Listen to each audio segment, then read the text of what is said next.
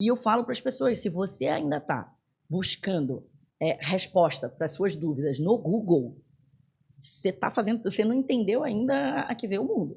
Porque hoje, com tanta inteligência artificial, eu estava lendo que aproximadamente 3.000 inteligências artificiais surgem por dia, por semana, sei lá. Assim, é incrível. Todo dia eu vejo uma nova ferramenta. Interessantíssima. Então, se você não está atento a isso e você ainda não percebeu que o que você está fazendo, seja buscar conhecimento, seja usar determinadas ferramentas, você tem soluções de máquina, você está fazendo errado.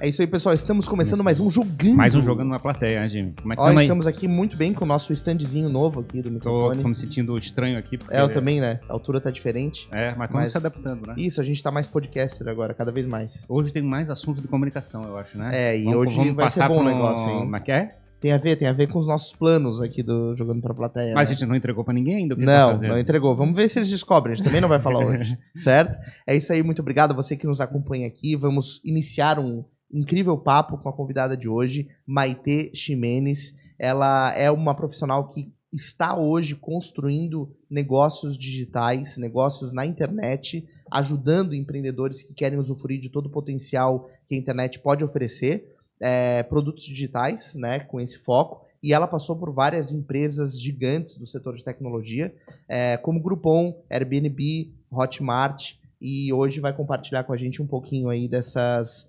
estratégias que essas empresas utilizam e como ela está enxergando os novos caminhos do mercado. Maitê, seja bem-vinda. Nossa, eu estou honradíssima de estar aqui. Que legal. Acompanho o trabalho de vocês, então muito obrigada pelo convite. Estou na expectativa desse papo. Opa! É incrível, né? Já falamos que ele vai continuar, isso aqui é só a primeira versão. E estou muito feliz, obrigada. Que bom te receber por aqui. Maitê, vamos começar pelo começo. Você está morando em Floripa, mas você não nasceu aqui em Floripa, é isso? Não nasci aqui em Floripa, eu já começo dando um spoiler.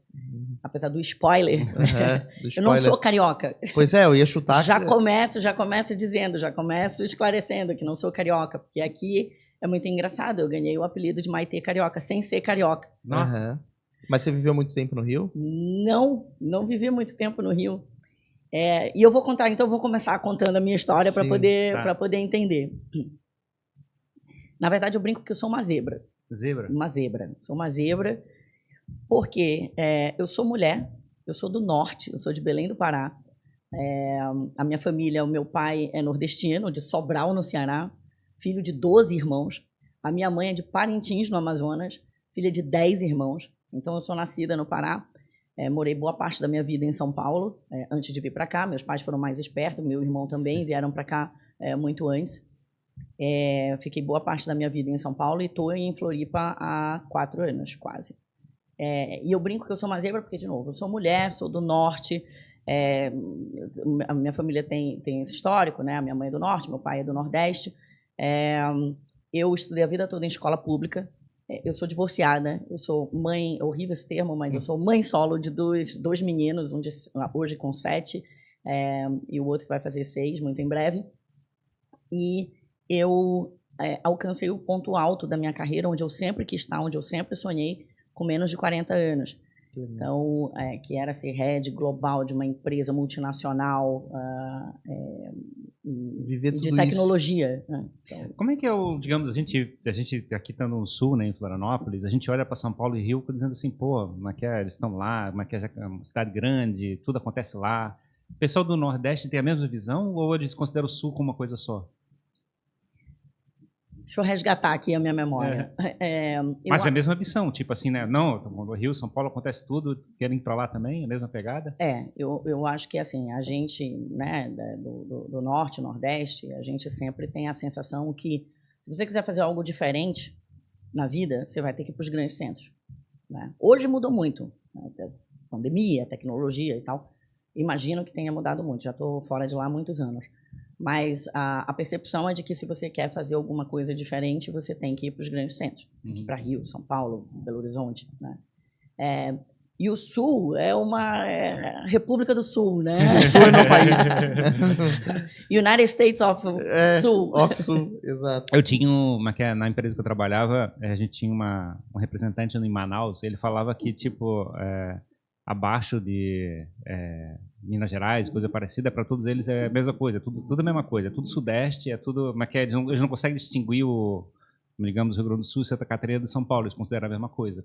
Mas é a vingança, né? É a vingança, aqui é a mesma coisa, passou da Bahia tudo do Nordeste. É tudo Nordeste, né? O pessoal nem fala Norte. É verdade, é do mesmo lado, né? E é engraçado, porque quando as pessoas falam, meu Deus, você não é carioca, como é que pode? Eu falo, não, eu sou nascida em Belém do Pará. Eles falam, nordestina. Não, então, Nossa, não. Errou de Pera geografia. Vamos aqui dar uma olhadinha nesse mapa? Oi, Isso. faltou essa aula de geografia. É louco isso, né? E como é que começa a tua vida focada nisso? Porque você falou que alcançou o ponto alto da tua carreira, que era onde você queria estar. Como que começou essa visão? Quero chegar lá. Então, é bastante curioso. Eu sempre quis fazer engenharia, né? Meu pai é engenheiro, eu tinha esse sonho, queria fazer ITA, porque ele fez ITA, enfim, teve toda uma construção. E quando eu tinha 16 anos, a gente se mudou para os Estados Unidos, né? Meus pais foram fazer pós-doutorado, a gente ficou 2 anos lá. E um dia a gente jantando na mesa, e a gente começou a zoar com meu pai, falando, nossa, olha só, Sobral, no Ceará, olha onde chegou, está aqui nos Estados Unidos. E aí meu pai ouviu aquela papagaiada toda, os 3 filhos brincando com ele, e falou, eu comecei lá e cheguei aqui, vocês estão começando aqui. Né? Vamos ter que chegar em Marte, né, pessoal? Hashtag receba, né? Você toma um tapa desse do seu pai, você nunca mais esquece. Imagina. Então, isso foi uma coisa que me marcou muito. É verdade, né? Tem que honrar isso. Tenho que honrar isso. E bom, como eu tinha, né, essa intenção de fazer engenharia, eu, na escola, fazia todas aquelas aulas extras que você podia, eu fazia tudo na área de exatas. Então, física, matemática, era alucinado. E aí, quando eu fui para os Estados Unidos, eles fizeram um encontro do currículo, falaram, não, querida, você precisa de mais disciplina de humanas. Né? Você vai entrar na faculdade aqui, você precisa mais disciplina de humanas. Então, eu tinha aula de governo, né? Aula que na época que a gente chamava de OSPB, né? Mas, enfim, tinha aula de governo, tinha umas aulas bem na área de relações internacionais e tal, não sei o que, bem na área de humanas. E aí, um dia eu cheguei em casa e contei para o meu pai. Falei, nossa, essa aula de governo é super interessante. Eu estou estudando a Constituição Americana. Ele falou, minha filha, faça direito. Faça direito, é a sua cara fazer direito. Você vai poder ser juíza. Eu, não, mas eu gosto de tecnologia, né? Eu queria, minha ambição era trabalhar com patente e construir um robô e aí vender aquela patente, ganhar muito dinheiro e me aposentar cedo. Era essa a ambição da pessoa.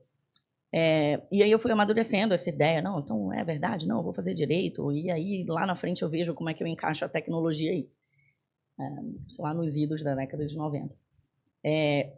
Aí a gente voltou para o Brasil e eu pensei, eu quero ir embora daqui, eu não quero ficar em Belém. Né? Imagina morar numa cidade que todo mundo se conhece. Sim, imagina. Floripa, pelo menos, tem praia, né? Exato. Lá não tinha. E aí, Fernando, foi muito nessa sua questão.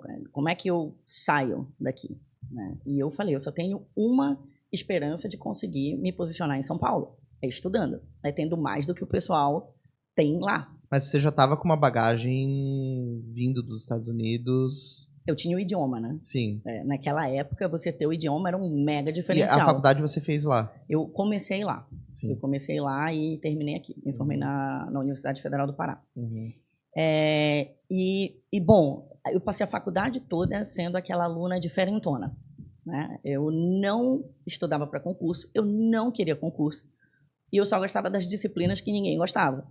Então, eu adorava direito empresarial, eu adorava propriedade industrial, né, que tinha, adorava direito internacional, e o pessoal se matando de estudar tributário, trabalhista, penal, civil.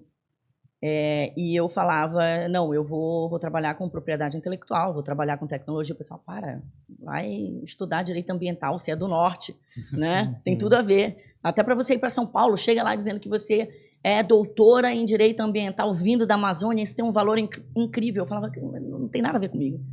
Né? Eu quero ir para a tecnologia. E aí eu me formei. Não tinha, na época, nenhum curso no Brasil ainda em propriedade intelectual. Eu fui para Buenos Aires fazer uma especialização em direito industrial, direito da propriedade industrial. E aí voltei, fui fazer uma summer school lá na Organização Mundial da Propriedade Intelectual em Genebra. e fiz um mestrado em Direito Econômico Internacional pela PUC de São Paulo. Então, eu estava me preparando, né?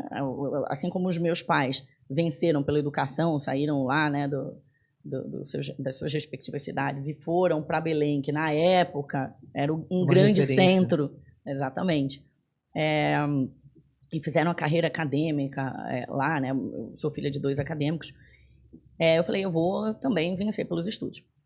E... Eu imagino que não tinha nenhum colega ou coisa parecida tentando caminhar na mesma trilha. Não, eu era manifestamente diferente, assim, da faculdade inteira. Se você conversar com qualquer amigo meu, eles vão falar, não, aquela já era... Eu acho engraçado a tua visão, porque você adorava exatas, né? Fazer todas essas disciplinas. Uhum. E de uma hora para outra começou a fazer tudo de humanas. Tudo de humanas. É difícil isso, normalmente uma pessoa tem uma aptidão e vai reto naquilo, né? Mas eu ficava tentando encontrar, né? Eu estava ali, eu falei assim, tá bom. Na época, a gente chamava de direito cibernético. Uhum. A internet, a discussão jurídica na época era se a internet ia justificar você ter leis específicas para o ambiente da internet, tipo um código penal na internet, um código civil na internet. Eu lembro dessa história. Na realidade, tinha uma visão libertária, né, dizendo que a gente, teoricamente, ia ficar livre dos governos, a gente ia chegar e ter um mundo... Isso, era um mundo integrado. paralelo. Um mundo separado. E a liberdade financeira que hoje o cripto promete, né? O metaverso, era a mesma discussão. Não, você vai ter uma sociedade paralela, e aí isso daí vai demandar uma nova ordem de coisas e tal, e eu já estava...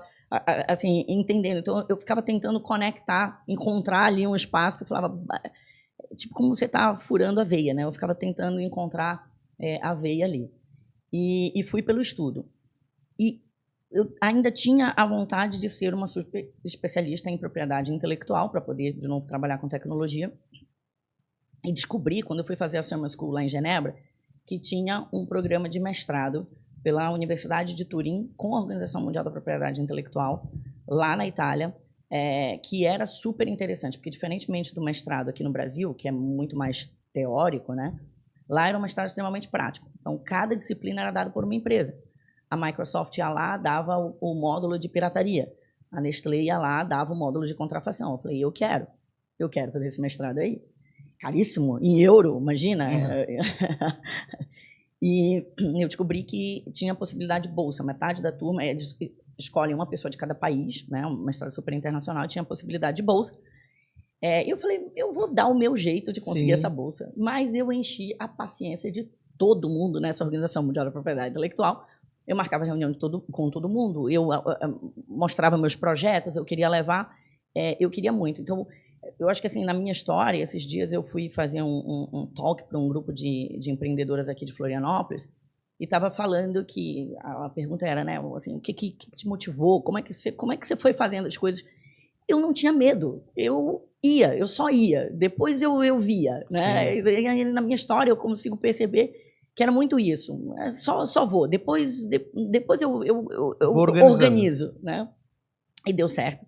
Eu consegui de bolsa, foi uma experiência incrível. Acho que foi uma grande virada ali da minha carreira, porque aí eu encontrei o que eu estava buscando. Aí eu falei, não, agora eu vou trabalhar, agora eu estou apta para trabalhar com tecnologia e inovação.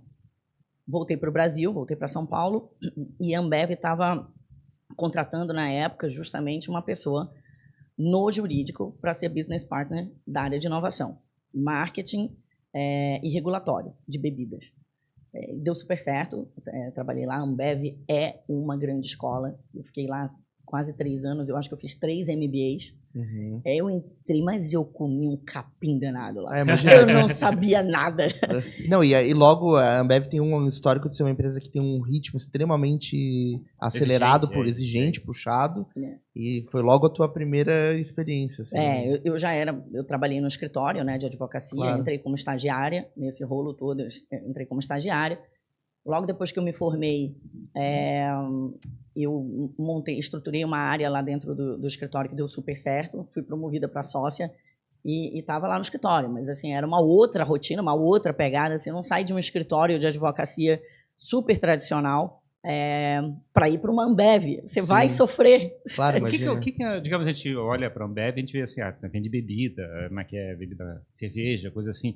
Parece uma coisa que se faz há 100 anos, vamos dizer assim. O que teoricamente tem de fronteira no lado de direito relacionado a isso? Ah, tem muita coisa, né? Assim, o ambiente, principalmente na área que eu estava, né? O ambiente regulatório de bebidas é um ambiente inóspito para advogado.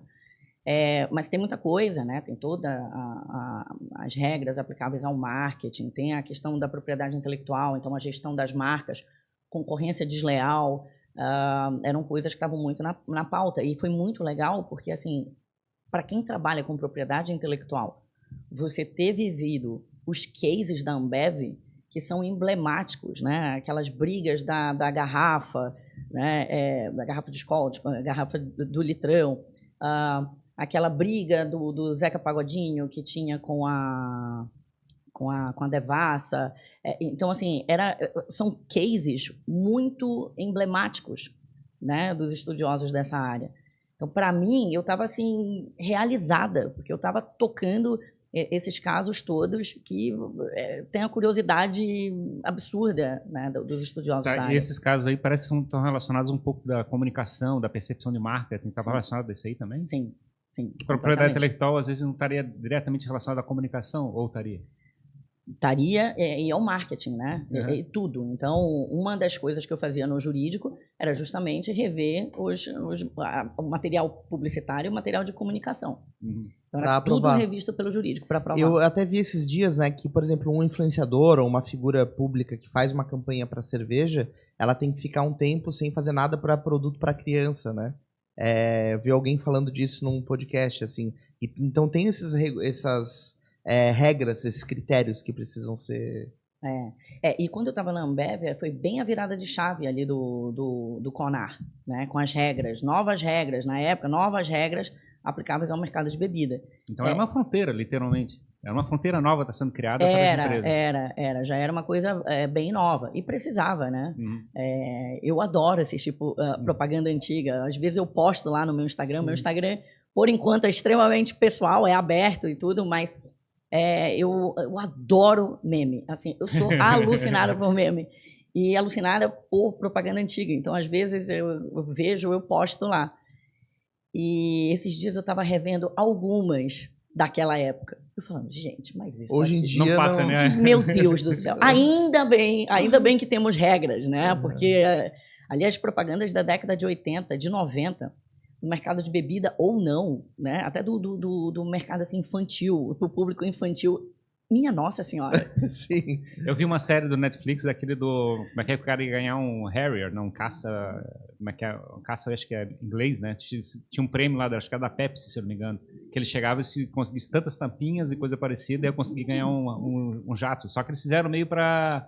exagerar, né? No sentido assim, se tivesse ganho 50, 100 mil tampinhas, ia conseguir esse negócio. Aí alguém lá chegou e descobriu uma maneira e conseguiu essa tampinha. E foi uma briga jurídica, porque o cara não queria entregar um caça. O cara quer um caça agora, pô, eu quero meu jato junto. Você falou, eu fui, então a promessa tá lá, você cumpre agora. Pois é assim. Mas assim, era uma delícia. Eu me lembro que, revendo, né, o material publicitário, aí vinha primeiro o roteiro por escrito, né? Antes de vir o mock-up com os desenhos até a filmagem. E era assim, o roteiro, então, a modelo tá na praia, nananã. Aí eu falei, bom, tá na praia, ela tá de biquíni. E eu perguntava ao pessoal do marketing, tá, quem é a modelo? Né? Não, é a Juliana Paz. Aí você já imagina, bom, a modelo, então, é uma pessoa volumosa. Eu falava, gente, olha só, não capricha no tamanho desse biquíni, não. Assim, não coloca assim, porque tem regras muito específicas, né? Foi um grande ganho, eu acho, para a gente deixar de explorar a indústria, principalmente a de bebidas, explorava muito assim, o corpo da mulher, a questão da sexualidade e tudo. Então, foi bem interessante participar dessa virada de chave, brigar por isso, e dizer, dá uma seguradinha, vai para o outro lado, não cruza a linha, não. Senão a gente vai se dar mal. E aí, a questão do consumo consciente, que a Ambev leva super a sério, tiveram vários projetos, assim, super, super legais. E depois começaram a entrar marcas internacionais, assim, né, que a gente não tinha aqui no Brasil, né? Antigamente a gente tinha só cervejas, sei lá, Skol, Brahma, enfim, Antártica. Não tinha variedade de cerveja que a gente tem hoje, né? A Ambev... Tu viu um cara na TV tomando Budweiser num filme americano, assim... Eu lembro disso, assim, de ver, pô, agora tem aqui no Brasil. Sim, e foi outro projeto que eu participei lá na Ambev. A Ambev tinha acabado de comprar a Budweiser, né, a Anheuser-Busch, e estava trazendo a Budweiser para o Brasil. Antes disso, ela tinha feito lá a fusão com o grupo Embev, então já era IB Embev, já tinha Stella Artois, já tinha tudo. E depois saiu comprando todo mundo, né? Eu acho que é uma empresa assim, que o Brasil tem que se orgulhar mesmo, né, de ter uma empresa genuinamente brasileira e que saiu comprando todos os concorrentes, os principais concorrentes internacionais. Legal. E, enfim, aí chegou um momento que esse ciclo... Eu estava lá, feliz da vida, mas foi engraçado. Um pouco estressado, imagina. Então, né, e falando, mas ainda com o desejo, eu vendo, na época eu estava vendo já essas empresas de tecnologia dessa nova ordem, né, nascendo, e falei, pô, um dia eu vou trabalhar numa empresa dessa.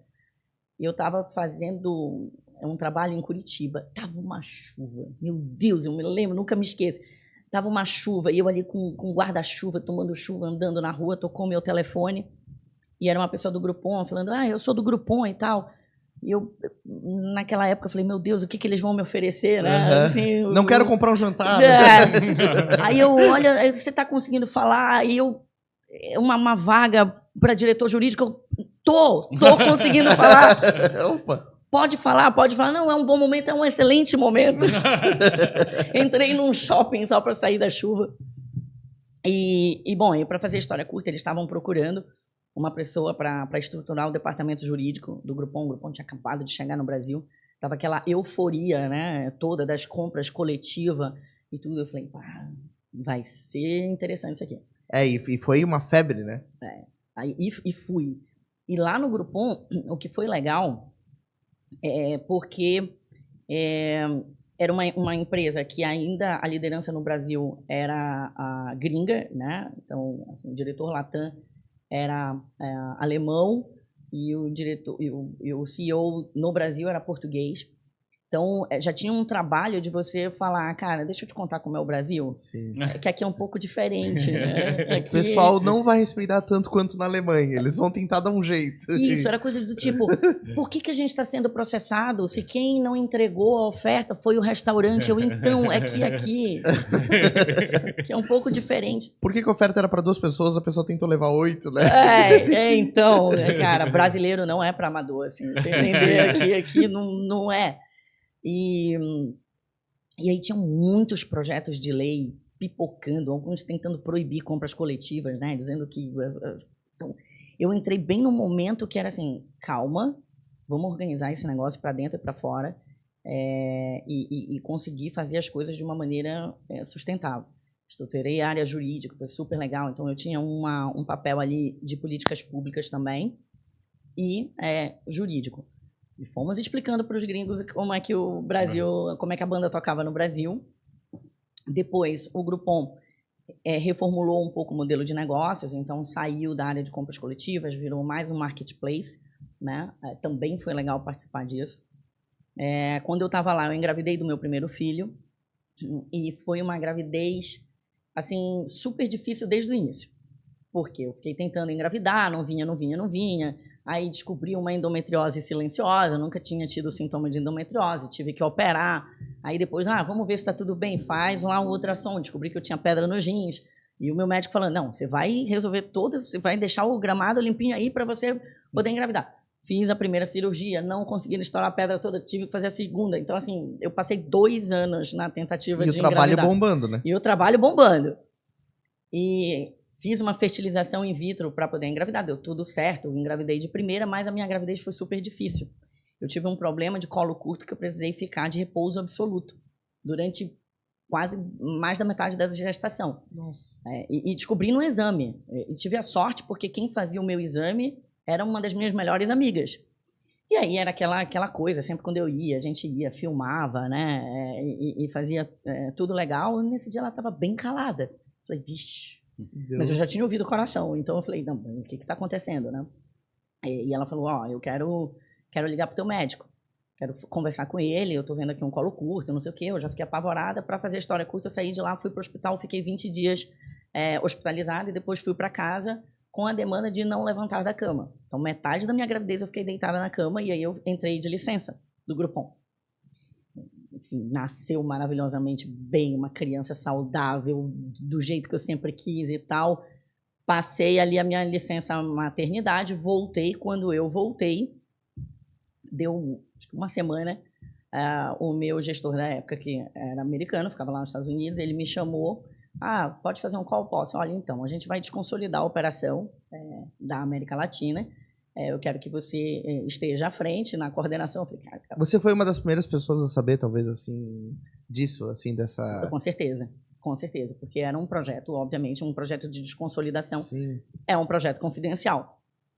E daí eu falei, meu Deus, tô com um bebê pequeno em casa, tô aqui, tô voltando, né? Cadê meus amigos? Cadê os outros diretores? Já tinham saído. E a gente fez esse processo de desconsolidação.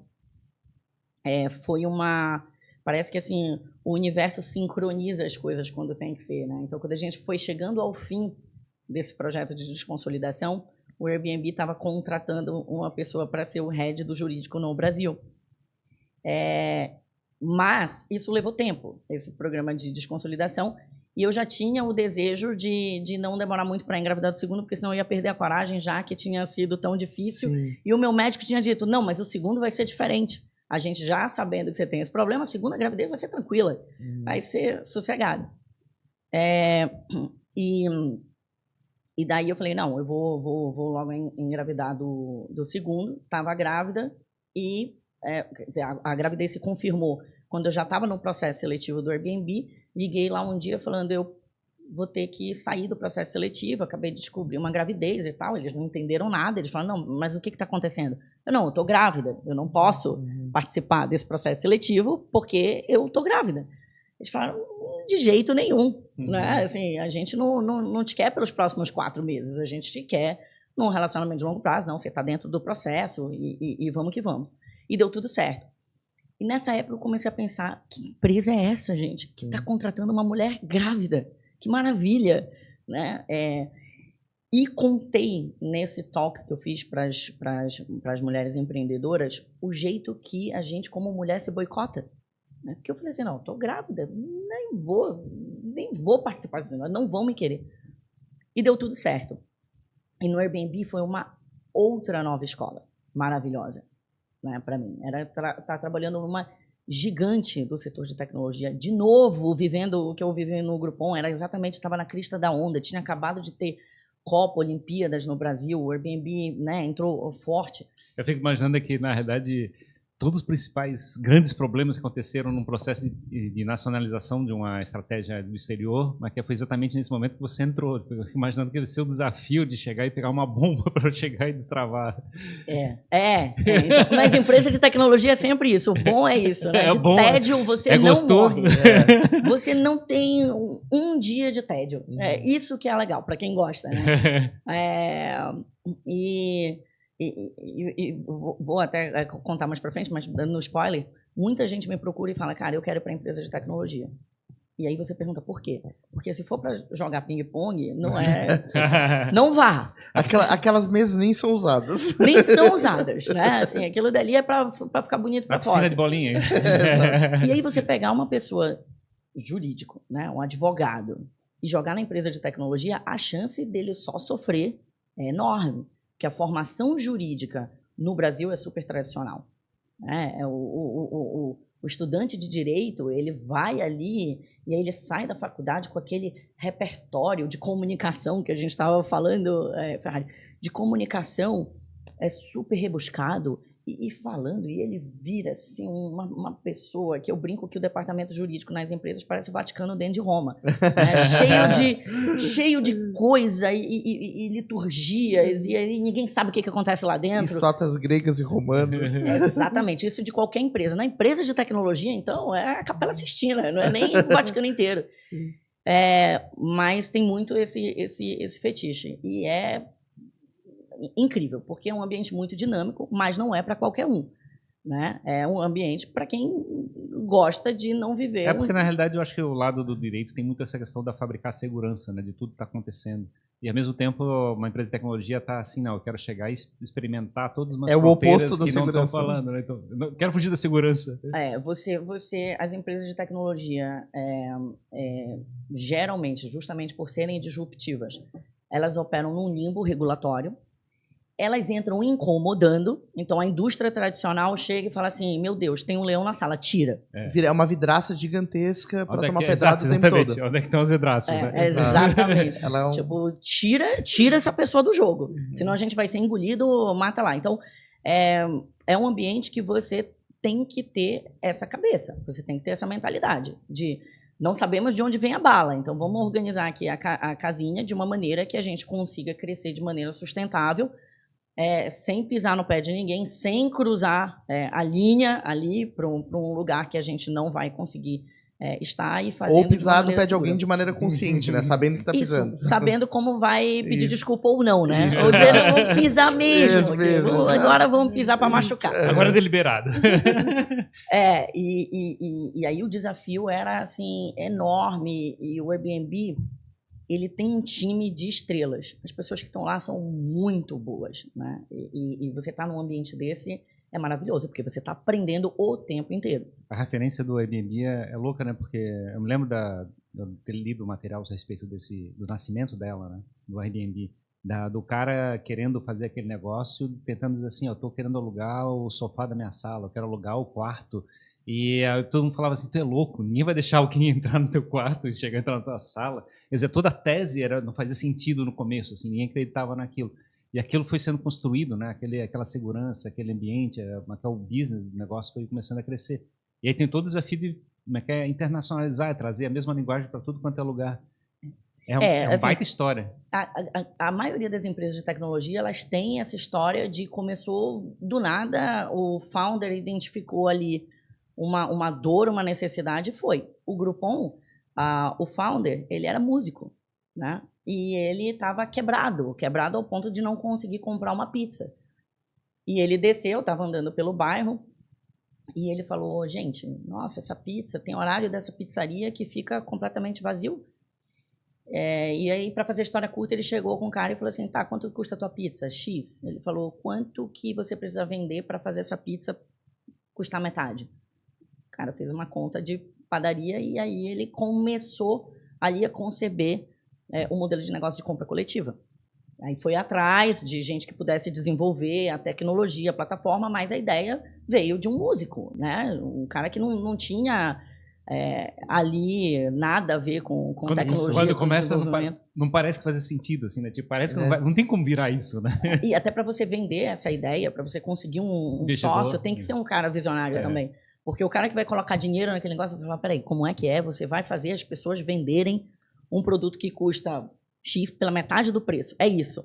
E você ainda vai ganhar dinheiro com isso. Num horário que não é o que as pessoas querem comer pizza. Exatamente, né? Então... Eu fico pensando assim, que abrir uma startup é que nem jogar Tetris, assim, né? Tu tem que achar um buraquinho que tá vazio ali pra encher aquele negócio. Isso. E o do Airbnb foi a mesma coisa.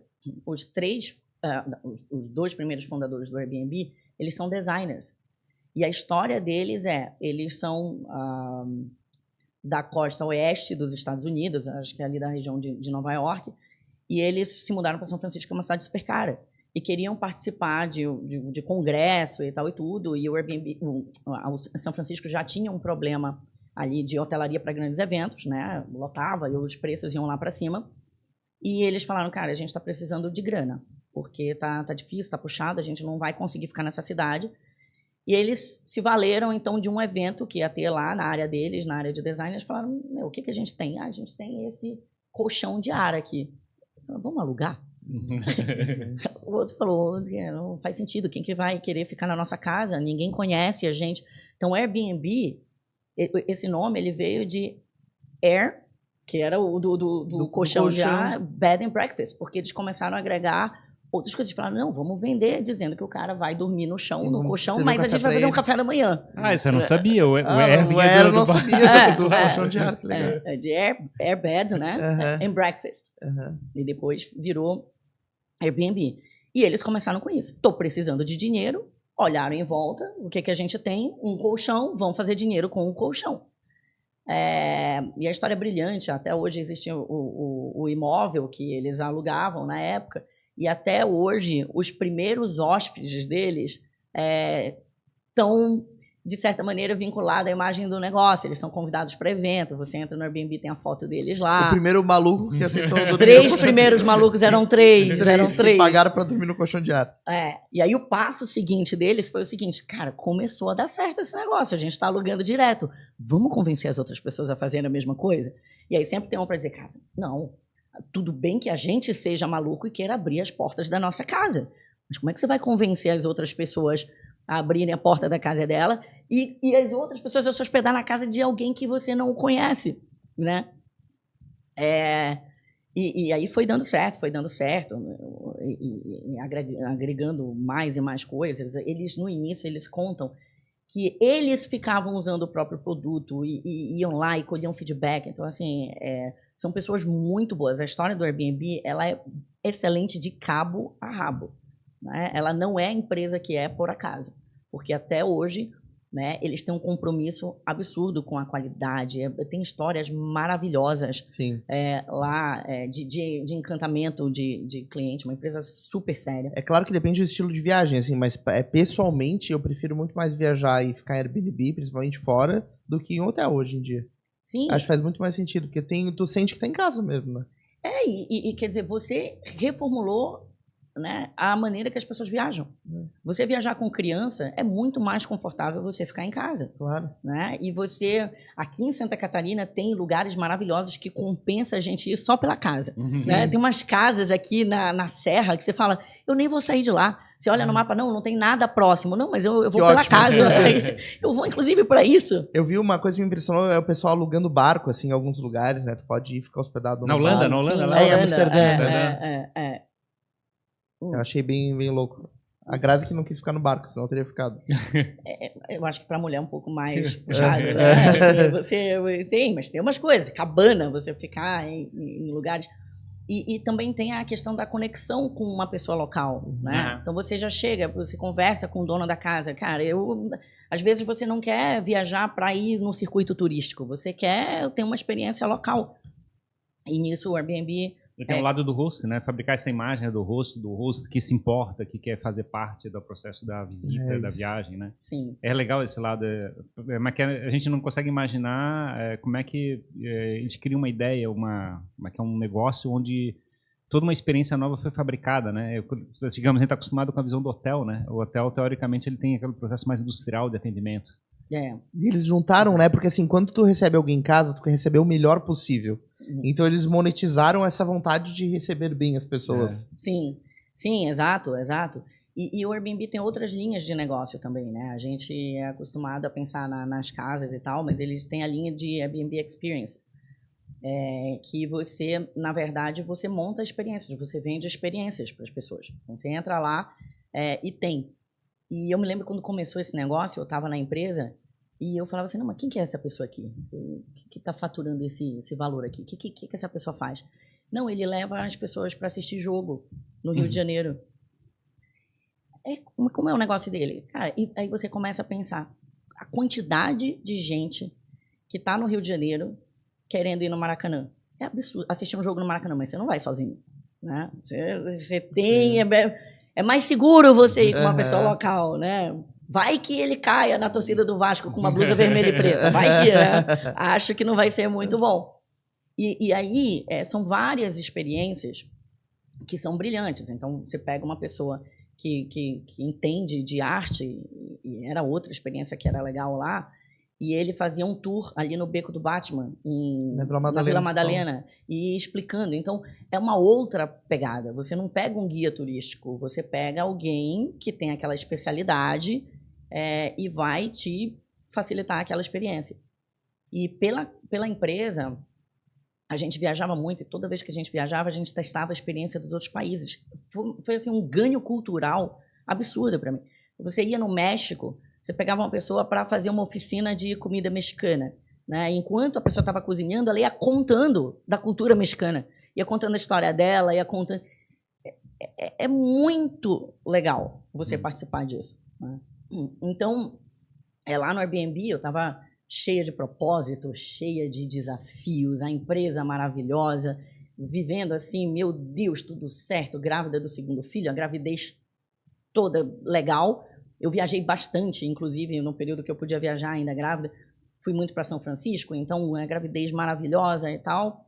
E quando eu estava com 38 semanas e 5 dias, já com a cesárea agendada, eu descobri que eu estava num relacionamento aberto, apenas para uma das partes. Nossa!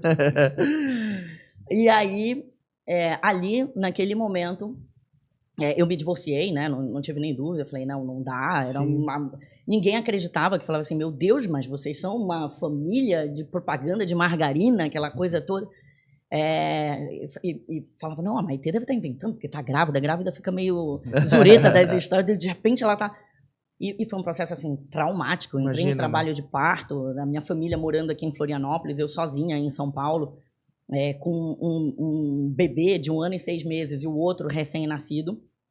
E fiquei no ar, igual quando você pega gato e joga assim pro ar, que o gato fica girando no ar. Eu estava daquele jeito, girando no ar, tentando entender o que estava acontecendo.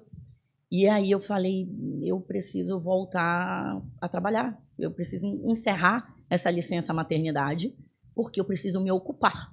A pessoa achava que tá com 2 bebês em casa, nesse processo de luto, não era ocupação suficiente. A pessoa precisava se ocupar. E aí voltei, e falei e fiz, com perdão da expressão, mas eu falo isso, eu repito o tempo inteiro. Eu fiz a grande cagada da minha carreira. Nossa. Que foi chegar na empresa falando, olha só, aconteceu isso, isso e isso, eu me divorciei, eu tô com 2 filhos em casa, não sei o quê, mas não me poupem, eu tô inteira, eu quero voltar do jeito que eu tava. Tá bom, todo mundo, tá bom, vai lá, gigante. Botamos fé. Botamos fé. E voltei, e aquilo dali, né, foi me dando, assim, um combustível importante para eu passar por aquele processo realmente de luto. Mas era uma canseira danada, porque primeiro que eu viajava demais. E aí eu vinha para Florianópolis, trazia periquito, papagaio, babá, as crianças e tudo, saía daqui, viajava, ficava lá, voltava, pegava todo mundo, voltava para São Paulo. Era um rolê. Uma logística... Era um rolê caro, né? Sim, imagina. E ruim para todo mundo. Para mim era extremamente cansativo, para as crianças, imagina, tinha 4 ou 5 meses, o outro pequenininho. Porque a tua base não era Floripa, né? A minha base era Floripa porque meus pais moravam aqui. Sim, né? Mas tu morava em São Paulo. Eu morava em São Paulo.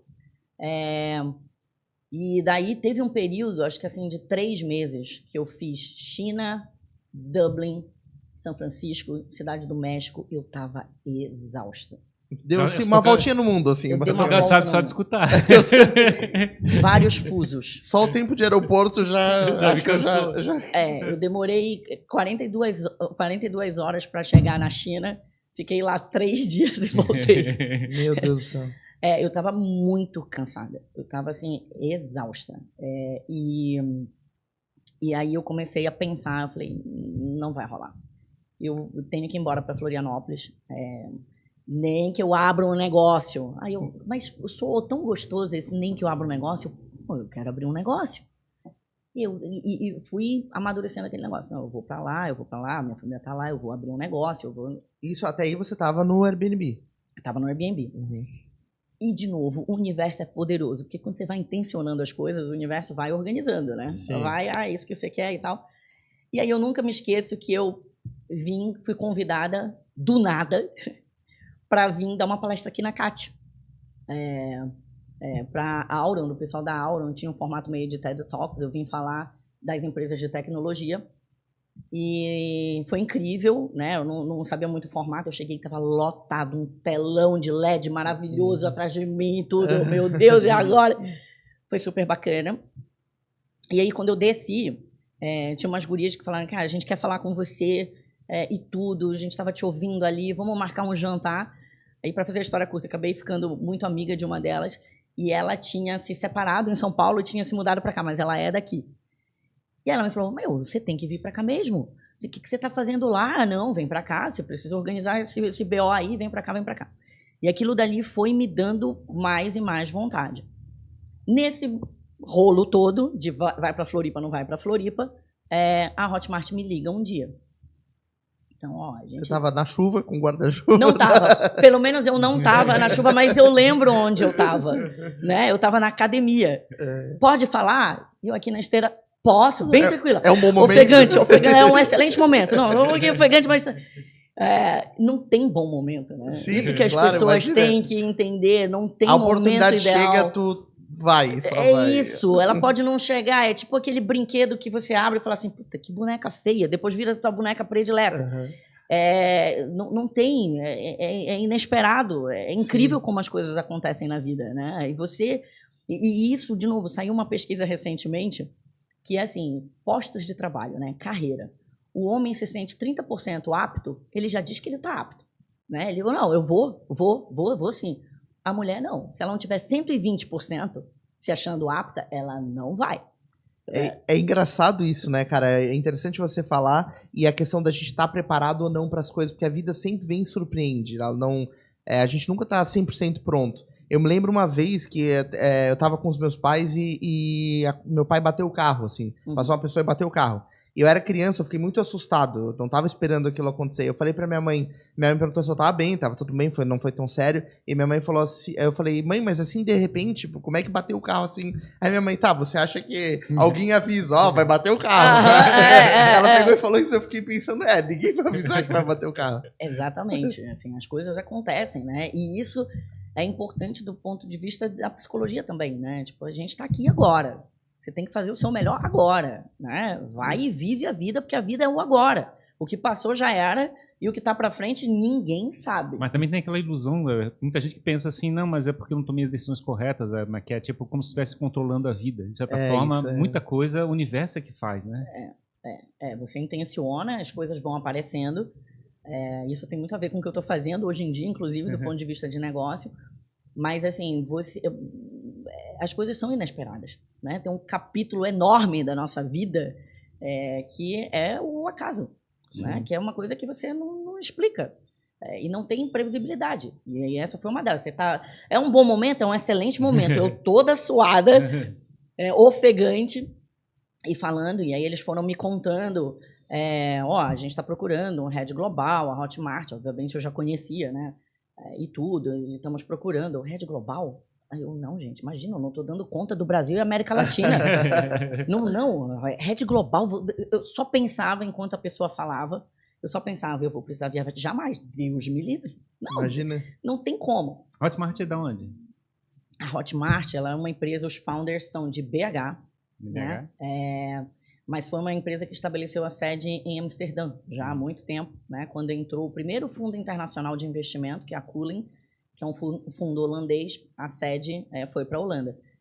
E daí, eles me explicando isso, eu falei, meu Deus do céu, não tenho a menor condição de assumir isso, imagina. Mas aí fui ouvindo e tal, e a pessoa foi falando, e eu falei, eu preciso pensar, vamos evoluindo essa conversa, né? Vamos ver no que dá. Aí ele falou assim, eu quero te convidar para vir para BH, para conhecer os nossos fundadores, conhecer um dos nossos escritórios e tudo. E eu falei, tá bom, vamos falar. Eu desliguei a chamada e falei, cara, é onde eu sempre quis estar na minha carreira. Eu, lá nos Estados Unidos, né? Parece aquela história, no dia em que eu saí de casa, minha mãe... quando eu decidi fazer direito, eu queria essa vaga.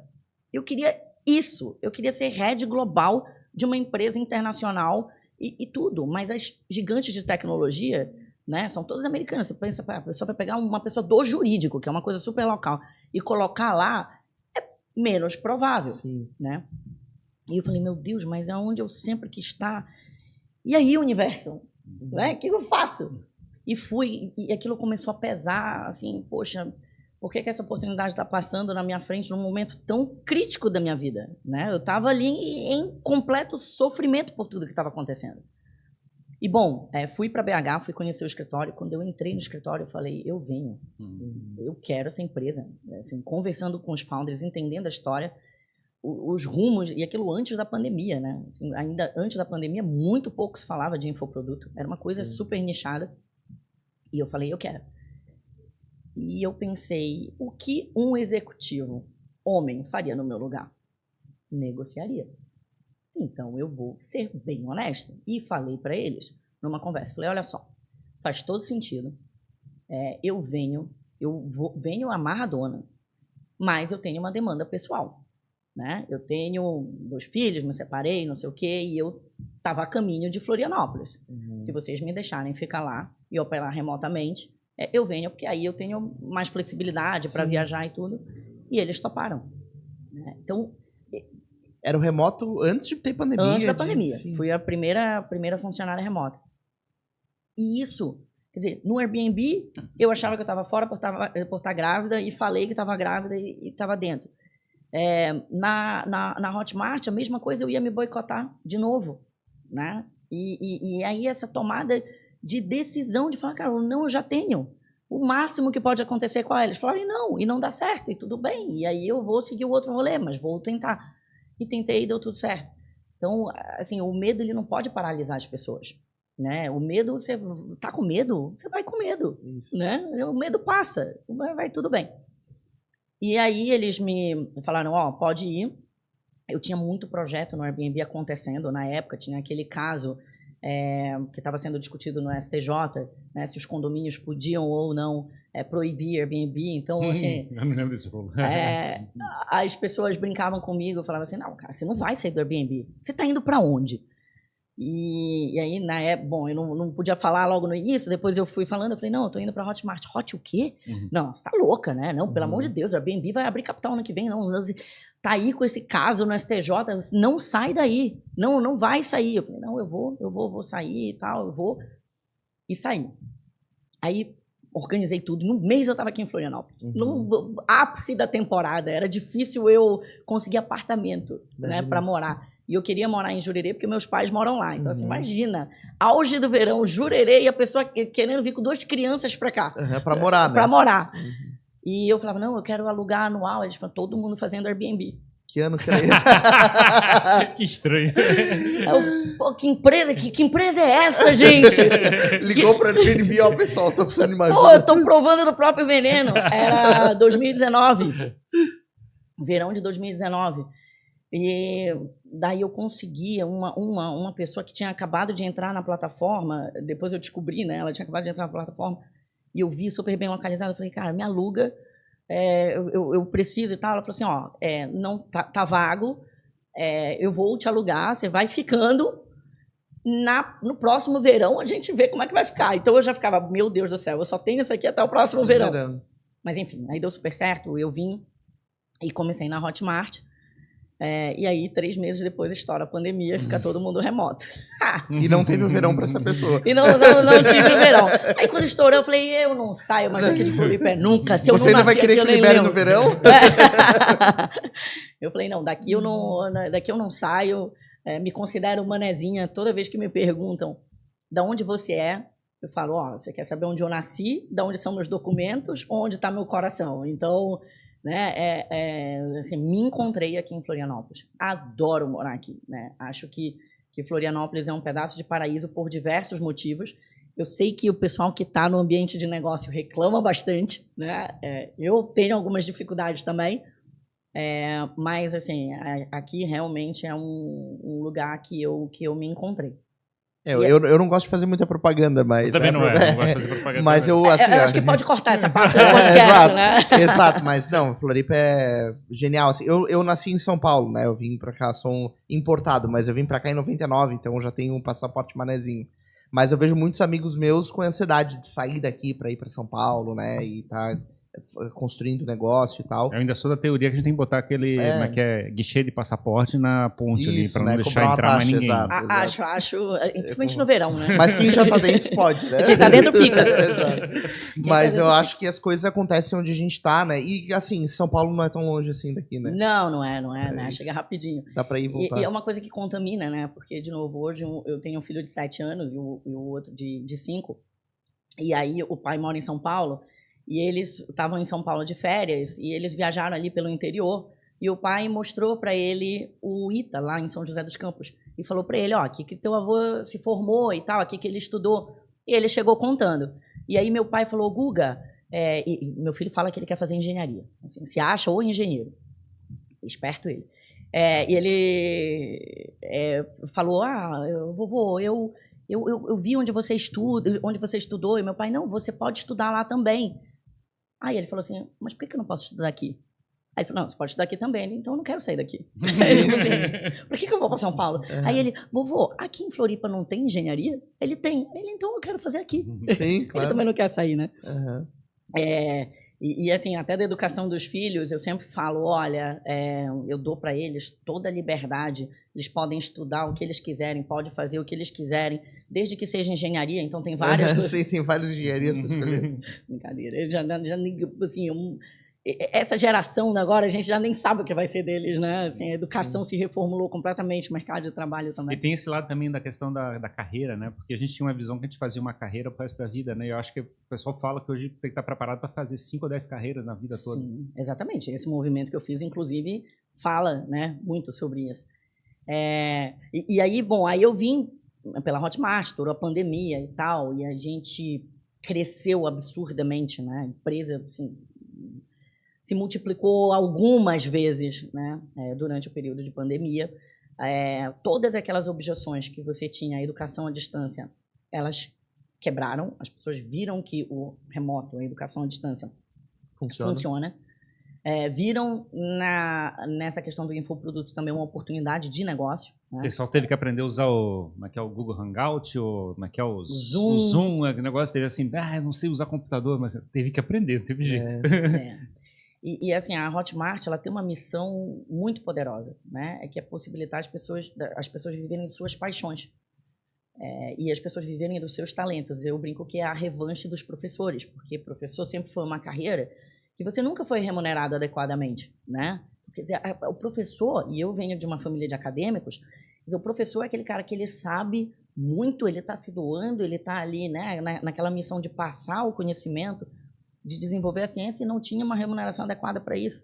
Então, quando você cria esse ecossistema, né, da economia criativa e possibilita que as pessoas tenham finalmente negócios a partir dos seus talentos e do seu conhecimento, isso é uma coisa muito poderosa.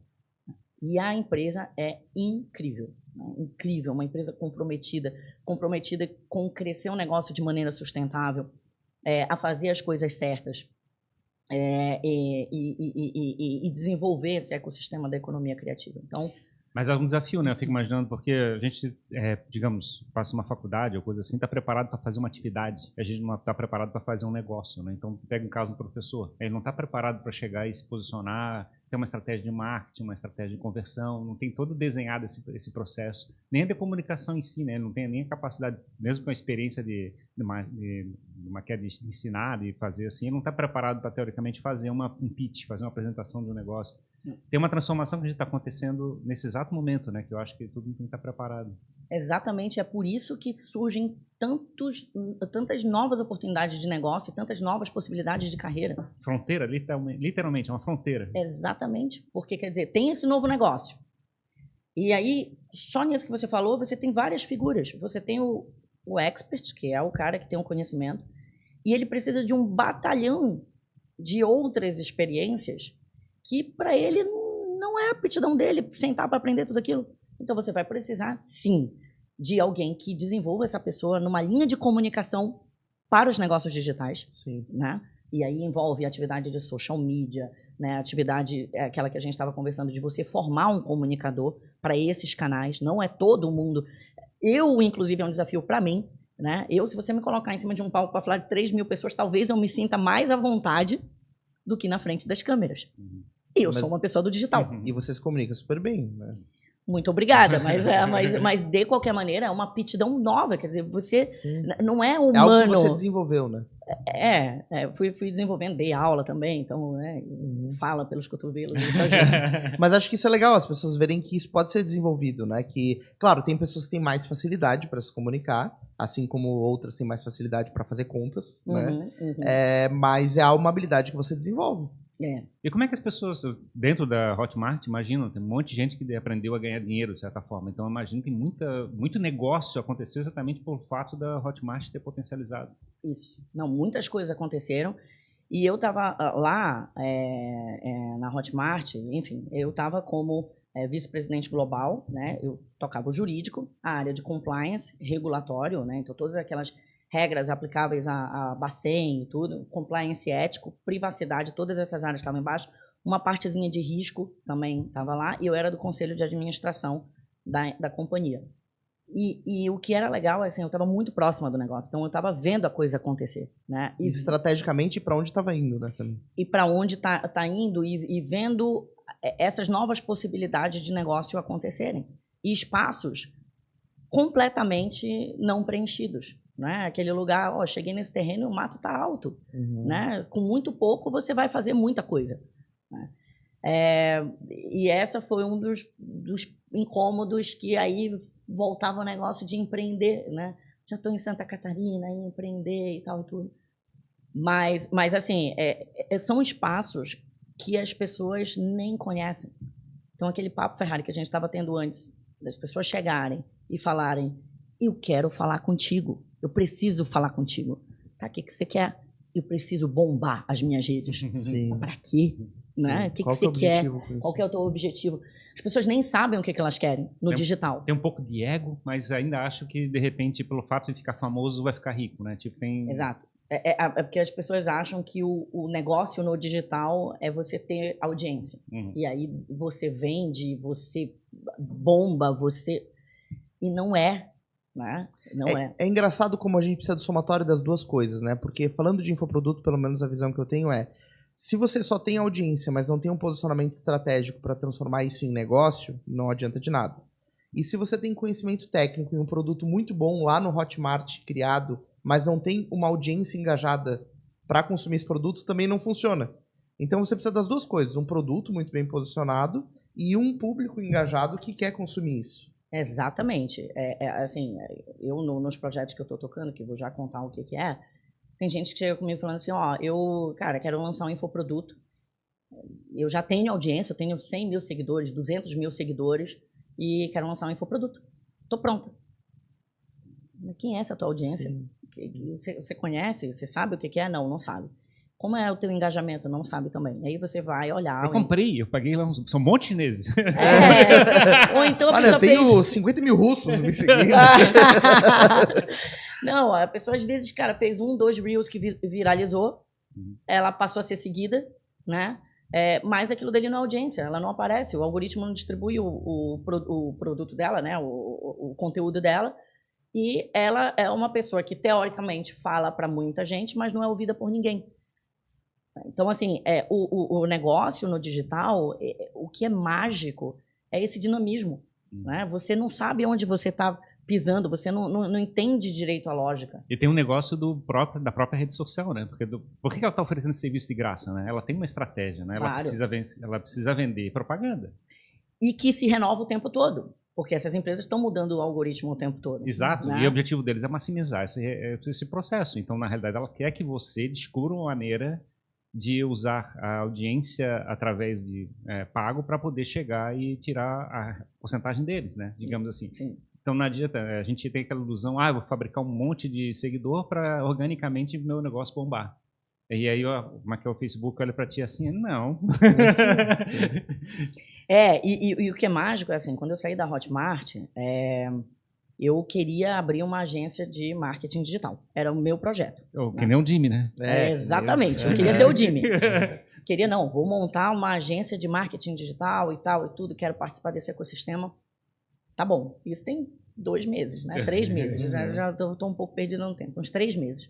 Esses 3 meses, o negócio já mudou completamente. Sim, né? Porque, assim, eu percebi que mesmo os projetos, o meu plano era o seguinte, eu não vou sair por aí divulgando, eu vou primeiro fazer, eu conheço muito desse negócio, mas eu conheço de uma outra perspectiva, de uma perspectiva extremamente estratégica. Eu não sei fazer a operação desse negócio, eu vou aprender. Então, eu peguei poucos projetos para fazer num ambiente controlado, né? Todo mundo sabendo que eu estava começando, para fazer num ambiente controlado. E ao longo desses projetos, que bom que eu fiz isso, porque aí eu fui identificando algumas coisas. É a pessoa que quer muito, mas quando ela vê que aquilo dali não é um plug and play, Exato. que você não vai colocar uma coisinha na tomada e vai bamburrar dinheiro... Não é assim, bota a cana, sai caldo, né? Não é... Isso! Né? Aquela maquininha da cana, é verdade. Não é uma renda extra, é um trabalho. Então a pessoa fala assim, não, eu tenho meus negócios e quero fazer infoproduto. você vai dormir mais rápido, porque assim, você não vai ter tempo para dormir. Né? Isso aqui demanda. Então, quando você vê tudo que demanda para você fazer, as pessoas... E tem um lado da otimização, né? Porque toda vez que você começa, a rentabilidade é muito baixa, né? Às vezes dá prejuízo, né? Tem um processo de aprendizado para cada tipo de negócio. Tem uma curva longa. Tem uma curva longa de construção. Quer dizer, se você não investir realmente, você vai ter prejuízo. Não tem como ter dinheiro no processo. E é um ambiente, como a gente estava conversando, é um ambiente perigoso às vezes, porque tem determinados cantos nessa sala, né, que são disfuncionais. Exato. Então, as pessoas promovem isso. A questão do dinheiro fácil, do poder, do lifestyle, do carrão conversível, do não sei o quê, os carros importados, da casa, do avião, do não sei o quê. Assim, e quando eu saí da Hotmart, eu falei, o meu compromisso é desinfantilizar. Desinfantilizar, boa. Né? Desinfantilizar esse negócio. Porque, assim, se você está indo para o negócio por dinheiro, você está indo pelo motivo errado. Né? Isso aqui não é dar dinheiro se você, como tudo na vida, fizer um bom trabalho e tal, mas não é assim. E aí os projetos que começaram a chegar, tinha uma galera que estava pelo dinheiro. Ainda bem que saiu bem rápido, né? Porque quando você fala assim, você quer dinheiro, você vai ter que fazer tudo isso. E as pessoas, principalmente as pessoas que vêm já com a audiência construída, teoricamente a audiência construída, elas vêm achando que, tipo assim, o que ela vender, ela vai vender. Sentindo o rei da cocada preta, né? E não deixa de ser verdade, porque muitas vezes você tem ali uma demanda reprimida. Mas você chega para ela e fala assim, quantas vezes você quer vender? Porque se você quiser vender só uma, você vai vender o que você quiser. Né? Você vai vender ovo de pata dizendo que é de galinha, né? Aí a pessoa vai abrir, vai ver que não é e não compra mais de ti. Claro. Então, é a sua imagem, é o seu negócio, é você. Se você quiser se expor assim, vamos, tá bom? É você, é seu negócio. Então, quando a pessoa entende que isso não é assim, e que aquilo dali demanda assim, um esforço, né, uma consciência, você trabalhar com pessoas que entendam o que está acontecendo e te digam, não vai para aí, vem para cá. O negócio é diferente. Era essa a minha ideia de negócio. Vendo o jeito que as pessoas chegavam em mim, eu falei, opa, tem um outro mato alto aí. Que as pessoas chegam falando que querem uma coisa, mas ela tem possibilidade de muitas outras coisas. Sim. Então as pessoas chegam comigo e falam assim, Maite, eu quero ir pro digital. Eu falo para elas, não é querer. Você não tem essa opção. Sim, você tem que Quem te disse que você tem essa opção, criatura? Né? Tem uma coisa que é muito engraçada. Assim, o Brasil está com quase 218 milhões de habitantes. Né?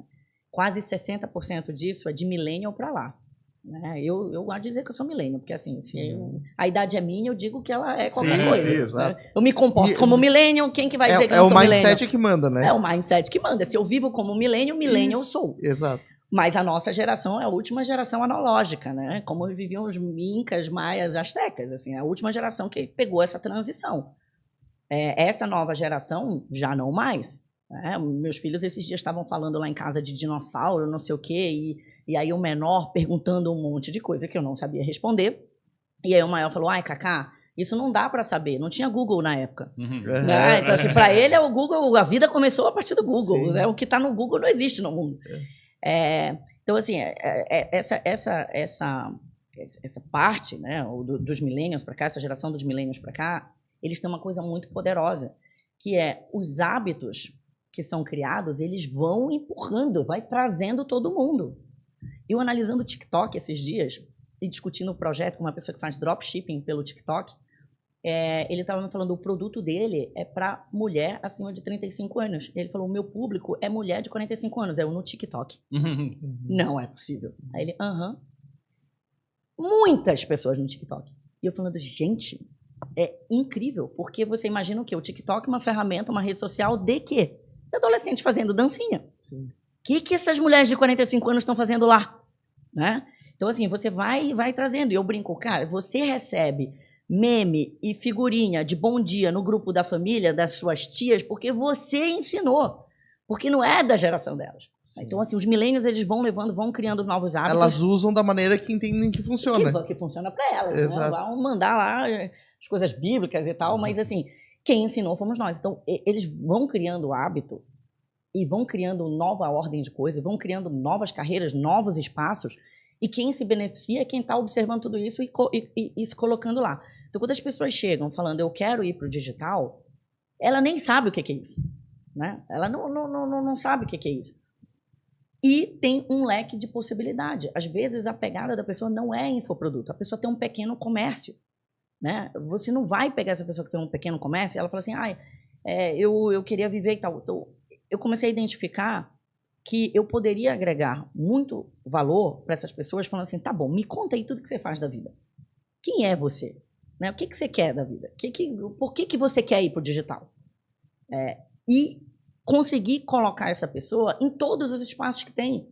Às vezes a pessoa, ela tem, como teve, né, uma pessoa que eu conheço, que durante a pandemia foi demitida, e ela chegou comigo falando, cara, assim, eu fui demitida, meu marido foi demitido, eu estou querendo fazer faxina na casa das pessoas. Ela era secretária, né, de executivo. Você quer fazer faxina, assim... E por quê? Não, porque eu preciso de dinheiro, né? A gente está com dívida, não sei o quê, precisa pagar a casa. E eu conversando com ela, eu falei assim, se você tem um contato dessas pessoas, que você já começou a fazer faxina, vê com elas se elas não topam colocar no Airbnb, porque no Airbnb tem uma figura chamada Pro-Host, que você não é dono das casas, mas você administra aquilo dali para as pessoas. Ela falava inglês, entendeu? Então, eu falei para ela, conversa com essas pessoas. De repente, eles colocam no Airbnb, você fica administrando. Ela está fazendo isso até hoje. Sim, imagino. Né? E você... Então, você consegue dar para as pessoas perspectivas de como ela participar do ecossistema digital das mais diversas maneiras. E num desses papos, eu estava tomando café com uma pessoa e ela falando assim, não tem como eu ir para o digital. Eu tenho uma loja de roupa de bairro. E aí, nessa hora, passou uma moto, a gente precisou parar de falar porque a moto era muito barulhenta, e eu falei para ela, tá vendo aquele cara ali? Ele tá no digital, porque ele tá fazendo iFood. E você tá me dizendo que você não pode estar no digital com uma loja? Eu falei, tua loja vende no Mercado Livre, linda? Tu já tá no Mercado Livre? Tu tem um e-commerce? Assim, como assim você tá dizendo que você não pode ir pro digital? E aí, o outro erro das pessoas é quando elas falam, mas eu não posso abandonar o meu negócio, porque é familiar, porque a pessoa acha assim, que o digital você rompe uma barreira, sim. Você entra assim, caverna do dragão, você passa lá no buraco, você está no se rende metaverso. Para os outros. E não é. Então eu falo assim, mas por que você está falando ou eu faço isso, ou eu faço aquilo? Porque assim, é uma coisa que se retroalimenta, você está no digital, trazendo negócio para o teu ambiente offline, e você está no offline trazendo coisa para o digital. Tem que funcionar assim. E percebendo isso, eu vi que tinha uma outra linha de negócio, que era ajudar essas pessoas a irem para o digital, que é onde eu estou dedicando mais tempo hoje em dia, né? Dando consultoria e mentoria para as pessoas que querem participar desse ecossistema, achando que isso é uma opção, e precisam entender de que maneira. Então, hoje as pessoas me procuram, desde eu preciso bombar minhas redes sociais, né? Até, eu já tenho uma ideia concebida aqui de negócio, quero fazer um infoproduto, quero fazer o dropshipping, quero fazer... E chegam e desenvolvem. Esses dias foi muito engraçado, porque o meu filho menor estava na casa dos meus pais e pedindo para a funcionária dos meus pais comprar cartinha Pokémon para eles, que eles estão bem na febre das cartinhas Pokémon. Quando eu descobri que meu segundo filho era outro menino, eu só pensava, graças a Deus eu não vou precisar comprar boneca LOL. Eu tinha uma amiga que, assim, a boneca LOL, ela gastava rios de dinheiro. Eu não sabia que existe Beyblade e cartinha Pokémon, para acabar com o orçamento familiar de mãe de meninos. E aí ele pedindo para ela, não, compra cartinha Pokémon para ela, Cacá, eu não tenho dinheiro. Aí ele olhou para ela e falou assim, Silene, você tem que trabalhar no computador. Você não tem dinheiro porque você não está trabalhando no computador. Ou seja, uma criança de 5 anos, ela já conseguiu entender onde se faz dinheiro. Né? Que tem ali no online. Então, assim, o ambiente de negócio, você tem essa questão dos millennials, né? Eu, esses dias, fui dar uma palestra e eu queria levar alguns dados e eu fui pesquisar. Mais de 91% da população brasileira tem acesso à internet. Né? A pandemia... trágica, né? Uma tragédia horrível, uma coisa horrorosa, mas ela deixou um legado importante, né? E bom para a gente. Né? Então, assim, acabou a objeção à educação à distância. Isso é uma democratização da educação. Porque o pessoal que está lá no Norte e Nordeste tinha que vir, como a Maitê, morar em São Paulo para poder fazer um mestrado naquela área numa faculdade de primeira linha, né? Hoje em dia, onde você estiver, se você quiser fazer na China, tá tudo bem. Quiser estudar em Harvard pela internet, tu consegue. Você consegue, né? Sem estar pagando o Airbnb em dólar lá para ficar em Harvard. Mas então, isso é muito, muito poderoso. Mais de 90% da população tem acesso à internet. Tu acha que as empresas deveriam, digamos, estamos falando uma startup, por exemplo, aqui na CAT, ela deveria nascer já com um modelo de estratégia digital? Ou toda empresa tem que ter uma adaptação para chegar a se adaptar a uma estratégia digital? Eu acho que toda já tem que ter. Ela tem que nascer, né? Ela tem que pensar assim, eu tenho que posicionar para tentar uma tese de tocar naquela audiência, naquele público, naquele lugar, daquela maneira. Isso. Tem que estar no negócio. Te ouvindo, eu penso assim, é um questionamento que a gente tem que fazer de coisa do tipo assim, você acha que a empresa já tem que pensar que ela vai precisar de um financeiro um dia, né? Ou ela vai precisar de um RH um dia? Assim, sim, meio né? que evidente. O digital, ele já é tão essencial quanto, né? Você não consegue conceber um plano de negócio sem passar por aí. Mas é engraçado, a gente escuta uma quantidade enorme de gente que faz um negócio bacana, uma tecnologia diferente, uma coisa bacana, e faz o produto e depois vai correndo atrás. Tá, como é que eu vou vender? Tudo bem. O Airbnb nasceu assim, né? O Groupon nasceu assim, vários negócios nasceram assim. Tudo bem, mas tenha consciência que você tem essa dúvida, que você está construindo um negócio e aí depois você vai falar, como agora eu distribuo? Né? A ordem que se faz negócio, ela não é uma ordem lógica, né? Às vezes você pensa, eu tenho essa ideia aqui, acredito, tô apaixonada por ela, não existe nada similar no mercado. E você olha e fala, não existe por uma razão, né? Ou que bom que não existe, porque aí você vai ser pioneiro. Então não tem muito aquela dúvida que veio antes, né? O ovo, a galinha, só vai e faz. E aí depois você vê. Existe uma visão, assim, principalmente talvez por a gente estar há muito tempo no digital, assim, vivendo todas essas coisas que acontecem, a gente, o profissional que atua no mercado digital começa a olhar e a ter uma sensação de que existe muita oportunidade, mas que determinadas coisas estão saturadas, assim, a gente meio que enjoa da maneira como o mercado faz as coisas, né? Então, por exemplo, a gente enjoa de curso online, enjoa de fazer infoproduto, enjoa de... Porque a gente tá há anos vendo isso todo dia, né? E, ao mesmo tempo, existe um mercado muito grande. Você, por ter vindo de uma plataforma do Hotmart, ter uma visão do outro lado, né, sobre esse assunto, hoje você vê, de alguma maneira, isso saturado, ou talvez está entrando gente que não usava essa tecnologia, que agora pode usar e também pode consumir curso online. Qual que é a tua visão sobre esse sentido? Eu acho que não tem como saturar um serviço de educação, né? As pessoas vão estar sempre precisando aprender alguma coisa. Eu concordo com você que assim, as pessoas estão um pouco cansadas das promessas, da maneira que as pessoas têm feito, né? Então, os modelos de venda, né? Um modelo de cara venda... que ficou milionário ensinando a ficar milionário, vendendo curso de ensinar a ficar milionário. É isso, né? É essa canseira que dá, né? Você vê o mesmo pitch. Esse mercado, ele foi para um lado do marketing que é um marketing muito apelativo. Sim. Né? É uma coisa muito assim... Então, e as pessoas fisgam, né? Porque elas querem promessas fáceis. Sim. Isso que incomoda. Tem que chamar o Conar que é a pílula mágica, né? Isso. Tem que trazer o Conar aqui para... Não, mas ele é muito apelativo. Ele tem todo um modelo. Então, você olha, né, ali os grandes gurus, eles mais ou menos se parecem. O discurso é muito parecido. E aí, se você tá com uma dúvida, né? Eu quero... fazer um curso online, você joga no Google, você começa a pesquisar nas redes sociais, pronto, o algoritmo te leu, querido, que você gosta disso, você vai bombardeado. Você é bombardeado, você vai falar, cara, isso aqui não... E ao mesmo tempo, a pessoa que é o produtor, que tem potencial para fazer isso, ela olha assim, tá, beleza, eu tenho que ter um carro importado, um bom relógio, uma mansão, fotos de business class viajando pelo mundo. Tem esse estereótipo, assim, essa não é a verdade, né? Não é, quer dizer, eu não gosto de dizer a verdade, mas não é a única maneira de enxergar isso. Uma das pessoas que chegou comigo falando que queria ir pro digital é um médico. tradicional, né, e tal, um cara super, super conceituado. E aí ele virou para mim, não, eu quero ir pro digital, mas eu não quero fazer curso. Aí eu falei, tá bom, mas só por curiosidade, por que não? Ele falou assim, porque o meu assunto é sério. Nossa. Boa. Assim, o meu assunto é sério, eu quero ensinar, né, determinadas coisas e eu não vou para esse lado. Eu falei, ó, então... Mas você não fez um curso de medicina para ser médica? Exatamente. Eu falei, deixa eu te contar um pouco melhor de como é que funciona esse mercado, vamos ter aqui algumas conversas, deixa eu te contar como é que é. Né? Não é esse negócio, não se preocupe, você não vai precisar sair de carrão, você pode continuar saindo no seu Jeep, aí tá tudo legal.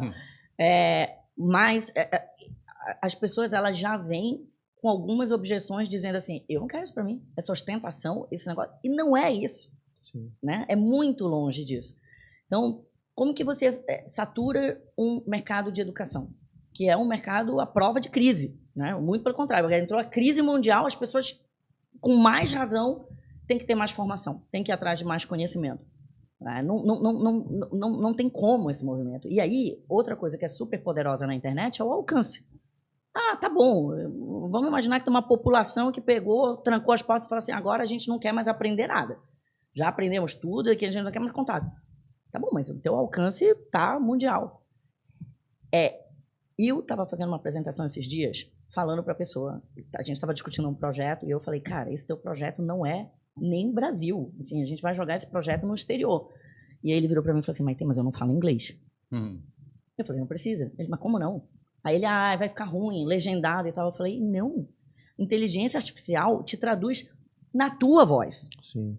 Né? Ele te traduz na tua voz e ele corrige, né? A maneira que você está mexendo a sua boca lá, ninguém nem sabe que idioma você fala.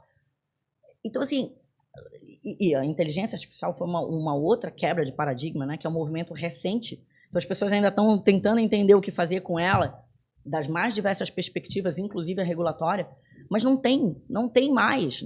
Você não tem mais nem como conceber ter dúvida. E eu falo para as pessoas, se você ainda está buscando resposta para as suas dúvidas no Google, você não entendeu ainda a que veio o mundo. Porque hoje, com tanta inteligência artificial, eu estava lendo que aproximadamente 3.000 inteligências artificiais surgem por dia, por semana, sei lá. É incrível. Todo dia eu vejo uma nova ferramenta. Interessantíssima. Então, se você não está atento a isso e você ainda não percebeu que o que você está fazendo, seja buscar conhecimento, seja usar determinadas ferramentas, você tem soluções de máquina, você está fazendo errado. E o Google era assim, para você ter uma resposta de Google, você falava, o Google nunca... Quando o Google surgiu, as pessoas falavam, agora o Google vai substituir o humano, né? A pessoa. Tal. E depois entenderam, não, porque você sempre vai precisar de alguém com a dúvida, você vai precisar do humano para operar a máquina, você vai precisar... A inteligência artificial inverteu essa ordem, né? A pessoa está ali com a pessoa, muito bom. A inteligência artificial, ela está ali para te trazer dúvida, é o contrário, né? Ela vai, e você vai perguntar e ela vai te dar estratégia, inclusive, né? Então... É uma outra dinâmica, uma outra operação. São novas carreiras. Você vai ter um engenheiro de prompt, você vai ter... Né, são novos espaços que as pessoas vão preencher. Eu tenho uma sensação que a gente está num processo também de questionar tudo e fazer muita incerteza, um processo de aprendizado muito rápido. Eu vejo assim, as informações que a gente via há 5 anos atrás são completamente diferentes do que são apresentadas hoje. Assim, os cursos, provavelmente, né, o material que está sendo apresentado, o que as pessoas estão querendo aprender, a velocidade está tão absurda, por isso que eu fico pensando assim, será que... Não sei se vai esgotar, eu tenho uma sensação que parece estar acelerando, assim, esse processo está chegando cada vez mais rápido, as pessoas estão chegando querendo saber determinadas coisas que não era nem dúvida 5 anos atrás. E eu acho que assim, essa nova ordem, o que é legal é que ela te dá possibilidades. Né? E tem uma coisa que, assim como o meu pai me olhou falando que ele começou em Sobral e foi parar nos Estados Unidos, eu comecei lá, eu deveria ir muito mais longe, essa frase me marcou. Tem uma outra coisa que meus pais sempre disseram que marcou a minha vida toda, e eu sempre penso nela, que ele fala o seguinte: dependa das coisas e das pessoas porque você quer e não porque você precisa.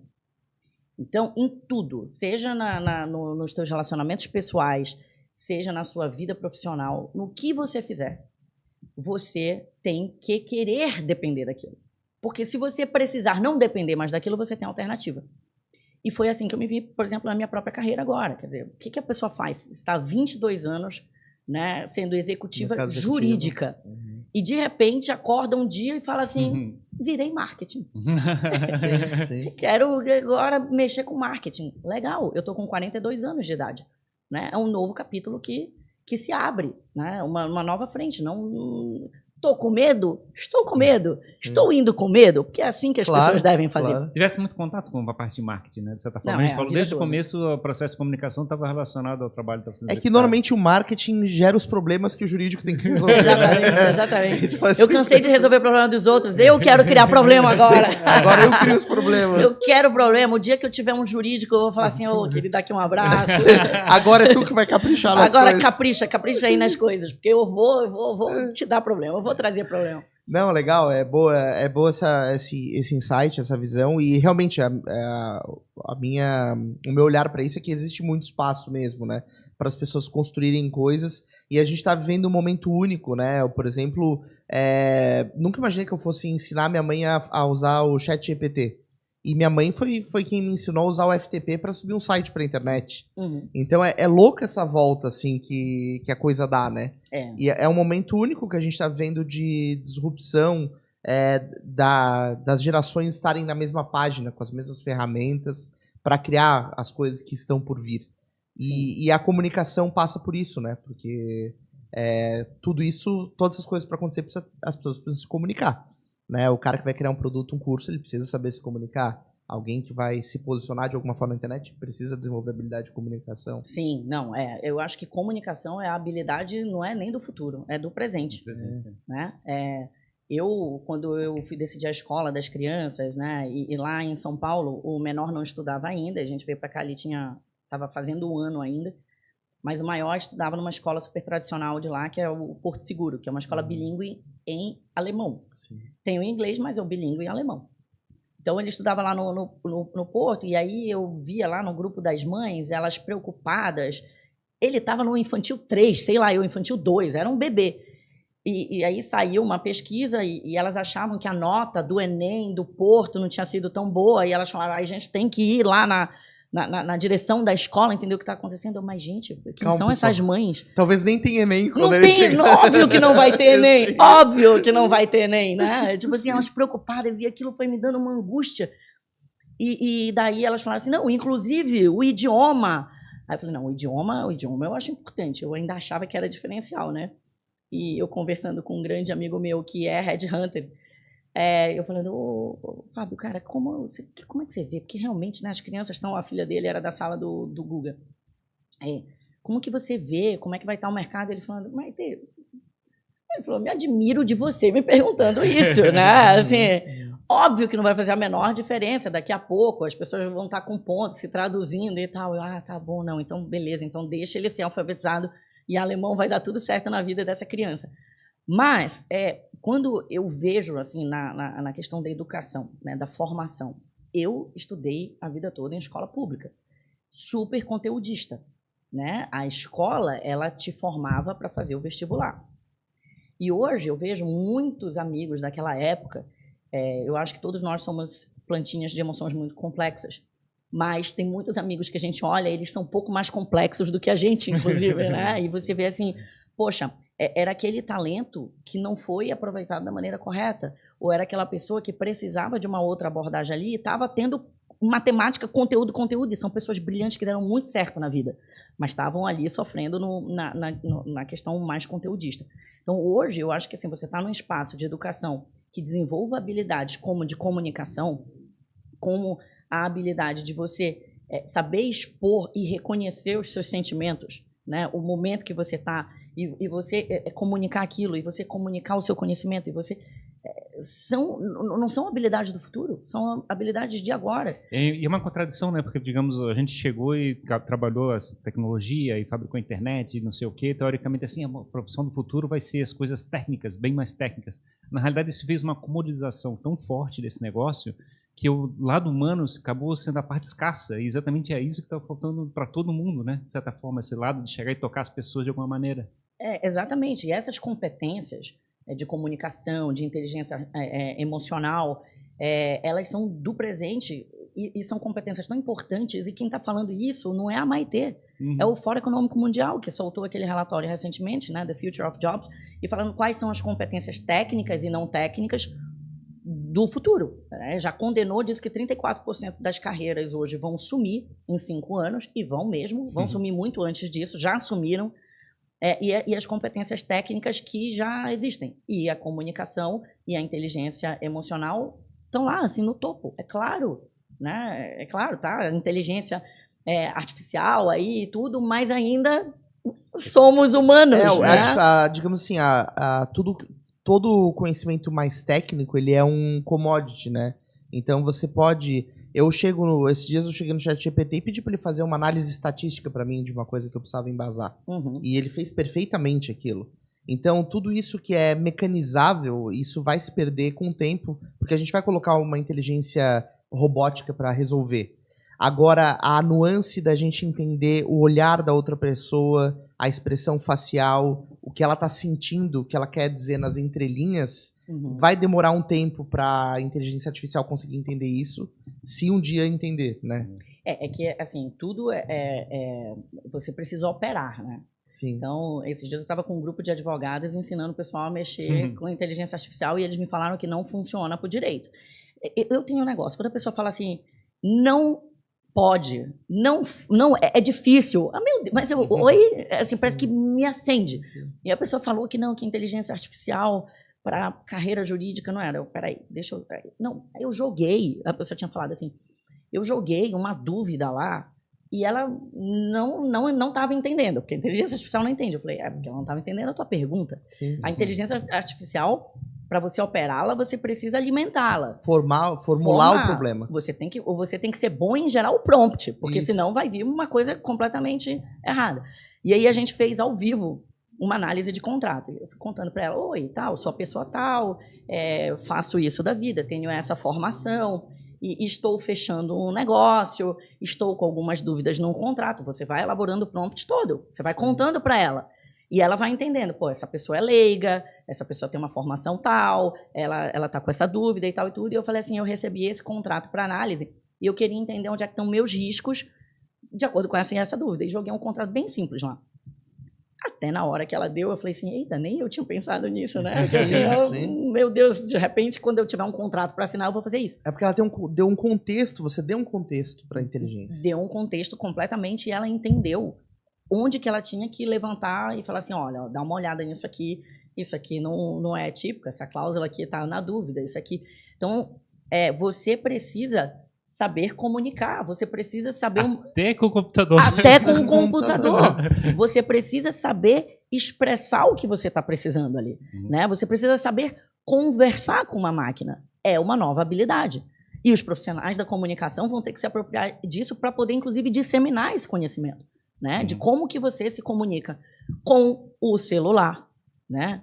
Aquilo que eu falei, para falar com humanos, legal, aceito o seu elogio, que eu me comunico super bem, mas eu me comunico super bem com humanos. Se pegar o celular e falar, oi, pessoal, né?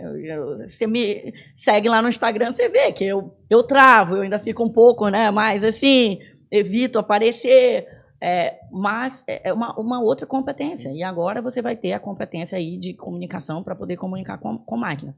E que coisa doida esse relatório, né? The Future of Jobs. Porque, assim, ele vai te dando perspectiva num prazo super curto, o prognóstico para quem ainda não entendeu, né, que o digital não é uma opção, é bastante ruim, porque tudo que está lá está nesse sentido, está caminhando nesse sentido. Teve uma pesquisa recente, inclusive, sobre carreiras, que perguntava, eles pegavam os dados do Google de busca sobre carreiras e montaram um relatório mostrando a população mundial o que elas entendem, quais são as carreiras mais aspiracionais. Então, se você for lá para o velho mundo, as pessoas ainda querem ser advogadas, as pessoas ainda querem ser médicas, carreiras mais tradicionais. Né? Nos Estados Unidos, a carreira mais aspiracional é piloto, eu não entendi direito. Queria perguntar, inclusive, para quem fez a pesquisa para esmiuçar um pouco mais, mas, assim, se você for para países que a população é um pouco mais velha, você vê que o interesse nas carreiras tradicionais ainda é maior. Quando você olha a América Latina, inclusive o Brasil, as carreiras mais aspiracionais são youtuber. Porque a pessoa acha que o quê? Que é lá que está a grana, né? Ele fala, pô, tem tanta gente na internet, e aí a ferramenta que a pessoa conhece é o YouTube, ele quer ser o YouTuber. Né? E as pessoas querem estar nesses espaços e já ambicionaram aquilo dali como carreira. Aí, teve uma outra pesquisa do Credit Suisse dizendo que até 2026 a população de milionários no Brasil vai dobrar. Oba! Né? E é milionário de verdade, né? É milionário em dólar. Eles estão falando assim, não, quem vai ter acima de $1 milhão, essa população vai dobrar. E beleza, da onde que a gente acha que os novos milionários virão? Por quê? Você tem uma população de quase 220 milhões, que já sabemos que 60% disso é de millennial para cá. Você está vendo que 91%, 92% dos brasileiros têm acesso à internet, 85% têm celular. Né? Você acha que esses novos milionários vão vir da onde? Que tipo de negócio essas pessoas vão estar tocando? É o digital. Tá muito claro, né? Claro que é o digital. A gente sempre conversa sobre a questão da fabricar a figura do herói, né? Porque o herói, teoricamente, é as nossas referências, onde a gente pega as virtudes, os elementos, as coragens para poder fabricar o nosso futuro. E, de certa forma, as pessoas aqui no Brasil, de certa forma, estão tentando pegar esses youtubers como sendo as referências heróicas para basear a estrutura de vida, né? Eu acho que talvez seja um pouco esse lado, né? De chegar e pegar essa experiência. Tanto que talvez esse lado que a gente fala aqui dos influencers milionários que ficam usando carrão, né? Eles estão fabricando essas figuras heróicas.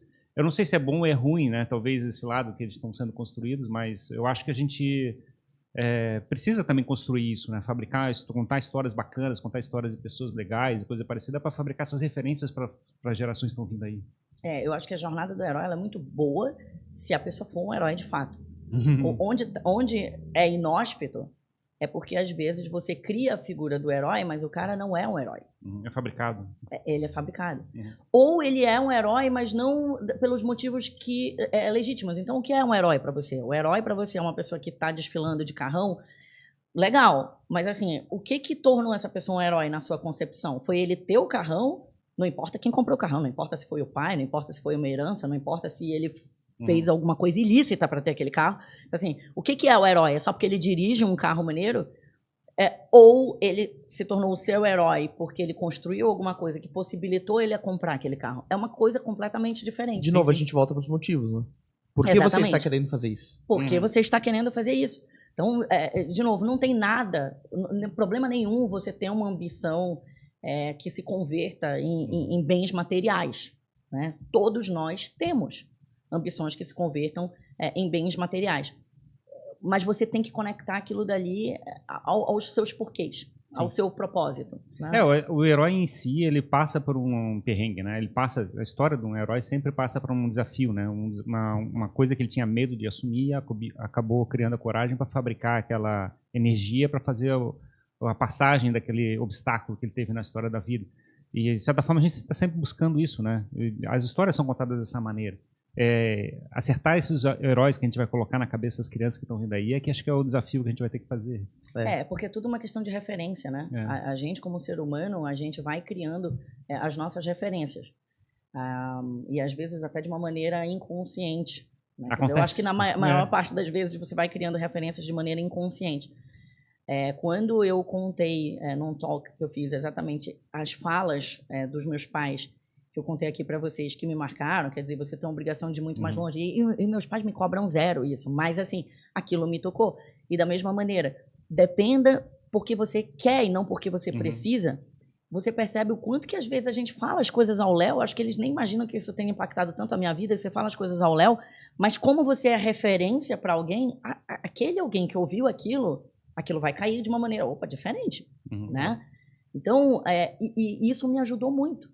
Na real, né? Ter essa referência nos meus pais e ter como referência algumas falas deles e de outras pessoas que me possibilitaram sempre olhar a vida com otimismo, olhar a vida com possibilidades, né? Não ter medo, mas quando tiver, e mesmo assim, né?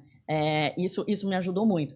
Tem uma coisa que é muito engraçada, que o meu filho chegou um dia em casa e eu tinha perguntado para ele do futebol, ele falou, mãe, eu não jogo mais futebol. Aí eu falei, por quê? Ele, porque eu sou ruim. Eu falei, mas o motivo para você jogar. Ele, não, mas aí eu vou sempre perder. Eu, tá bom. E eu fiquei com aquele negócio na cabeça. Eu falei assim, meu Deus do céu, que geração é essa? Que já fala assim, se for para perder, eu nem vou. Porque assim, você vai perder muito até você ganhar, né? E daí eu comecei a praticar um esporte, né? Eu comecei a praticar o beach tênis. E eu perco horrores, porque eu sou ruim, mas me divirto um monte. E toda vez que eu chego em casa, eles falam, e aí, mamãe, ganhou? Aí eu falo, eu ganhei algumas, perdi várias, mas eu vou continuar treinando. E agora eles já entenderam que o jogo funciona assim, né? Eles já entenderam que, tá bom, você é ruim, querido, para você ficar bom, você tem que ser ruim. Você vai ser ruim durante muito tempo e você vai fazer aquele negócio.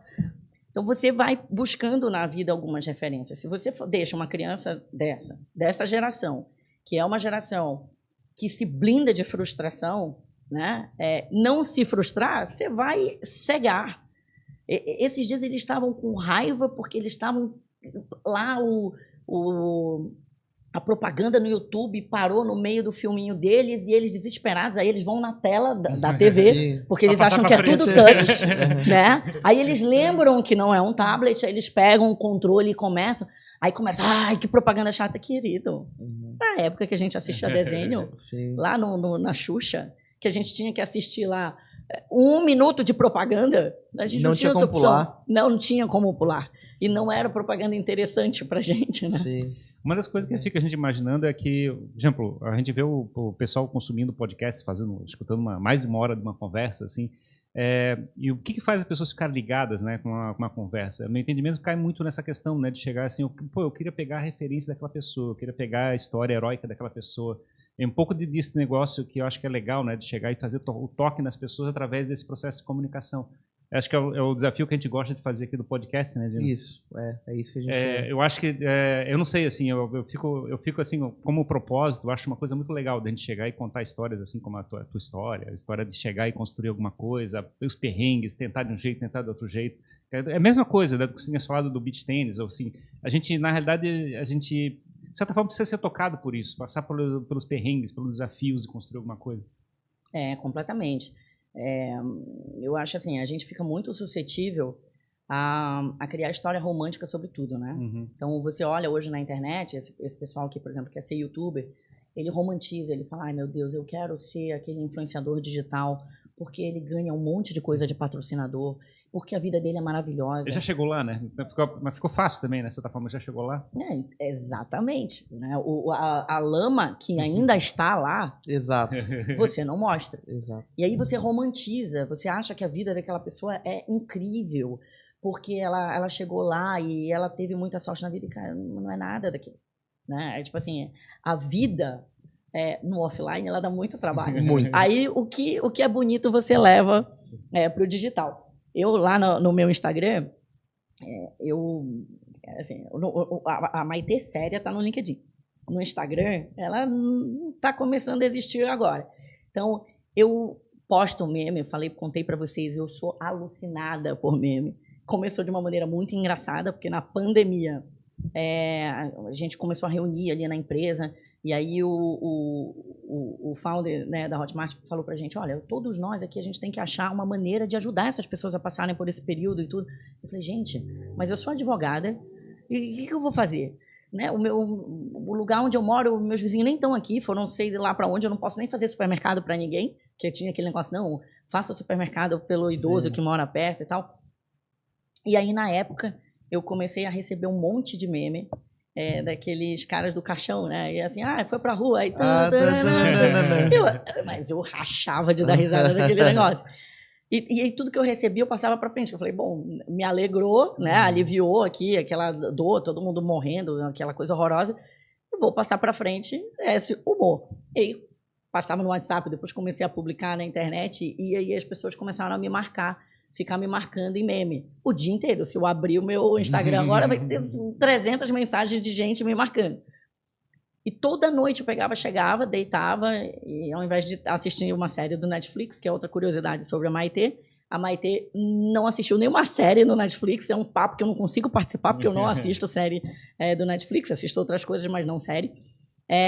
Eu ia lá e ficava fazendo a curadoria, e rindo, e tem uns que não dá para postar, sim. tem alguns que... Bota no Close Friends aí, o proibidão. Então, não, assim, eu tenho medo de ser deserdada pela minha mãe, mas eu sempre penso, talvez ela não deixe uma herança tão alta, então aí eu fico esticando a corda, né? Eu posto uns memes que ela me manda no offline falando, minha filha, ninguém vai levar você a sério. Mãe, já não levam. Deixa eu te contar. Mas aí, vai muito nisso que você estava falando, porque eu tenho uma funcionária que mora comigo, e aí esses dias ela pegou e começou a dar risada alta, e ela falou assim, eu tô vendo teus memes aqui. Ela olhou para mim e falou assim, Maitê, eu adoro te seguir nas redes sociais, porque parece uma pessoa que eu não conheço. Aí eu olhei para ela, a tua vida no Instagram é muito diferente da tua vida real. Então é uma pessoa que mora comigo, né? Aí ela fala assim, o perrengue você não mostra, o perrengue não gera engajamento. Né? As pessoas querem se distrair. Ninguém, se eu postar uma foto na frente do computador trabalhando, as pessoas falam assim, não quer mostrar que está trabalhando. Mas não, as pessoas gostam de foto de você na praia. É isso. Viajando. Eu vejo esse lado muito na questão da descoberta. A descoberta, eu acho que é alguma coisa inusitada, alguma coisa que chama atenção, uma coisa que é um destino, né? Um resultado final.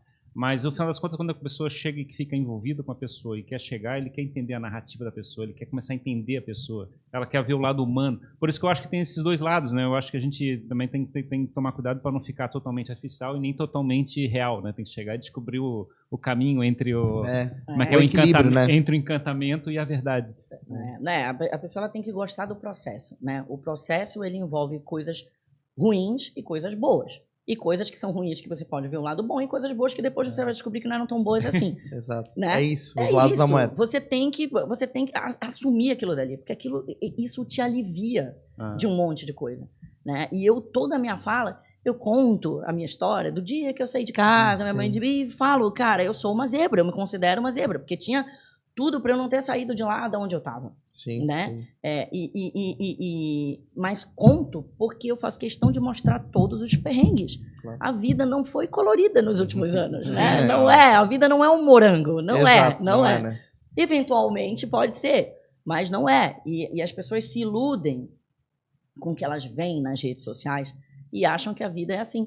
A minha irmã mora nos Estados Unidos até hoje, desde a época que a gente morava lá, né? Lá na década de 90, então já está quase 30 anos lá.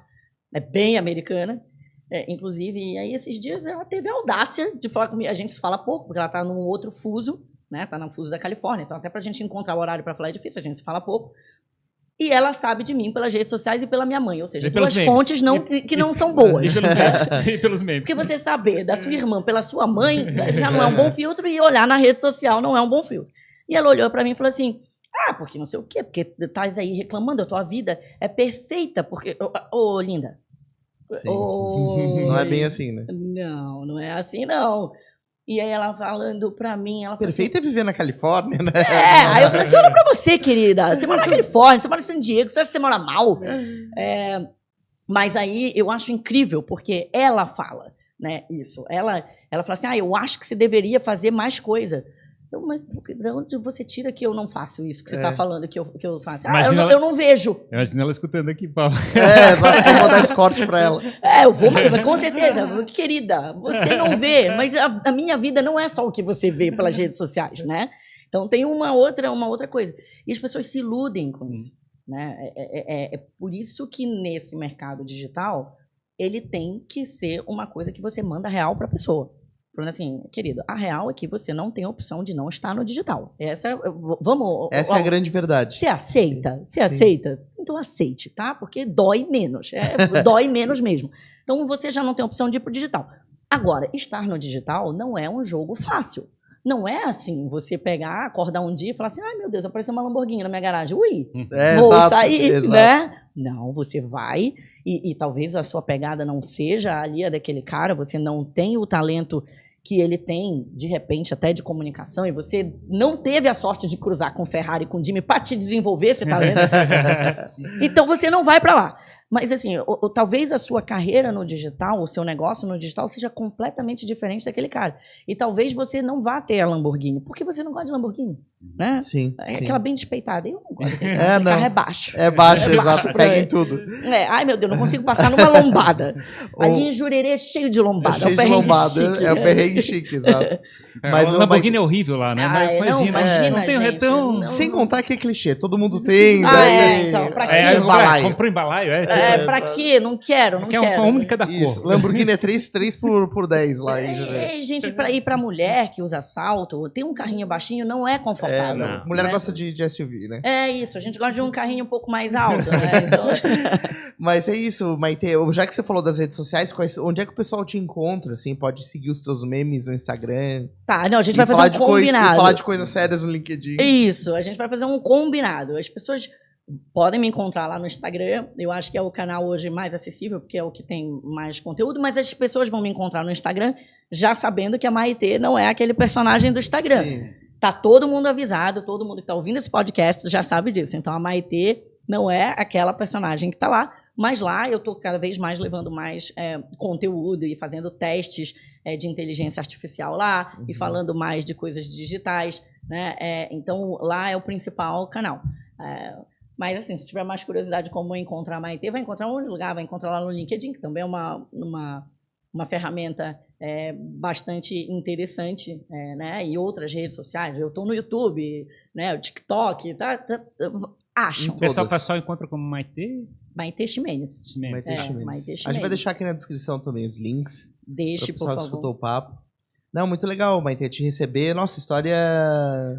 legal, né? Vamos continuar o episódio no outro dia depois, né? Vamos continuar. Vai ter que ter, né? Vamos ter que ter a parte 2, 2, 3. Parte 2. Não, é legal, é bacana assim ver a tua trajetória, né, no cenário executivo, depois a coragem de tomar novos rumos, novos caminhos. É engraçado, né? Esse lado, como é que depois de trabalhar em empresas e coisas assim, você chegar e ter que, como é que assumir um outro risco, uma outra direção, né?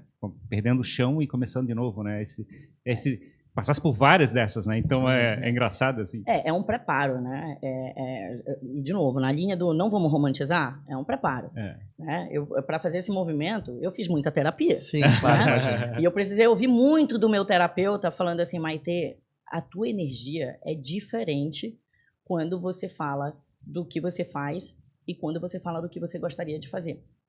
Olha para isso. Ai, que tapa. Sim. Nossa. E aí você para olhar para isso e você fala, vai ser uma coisa que vai acontecer. E você vai se preparando para aquele negócio, inclusive financeiramente, para você fazer um movimento.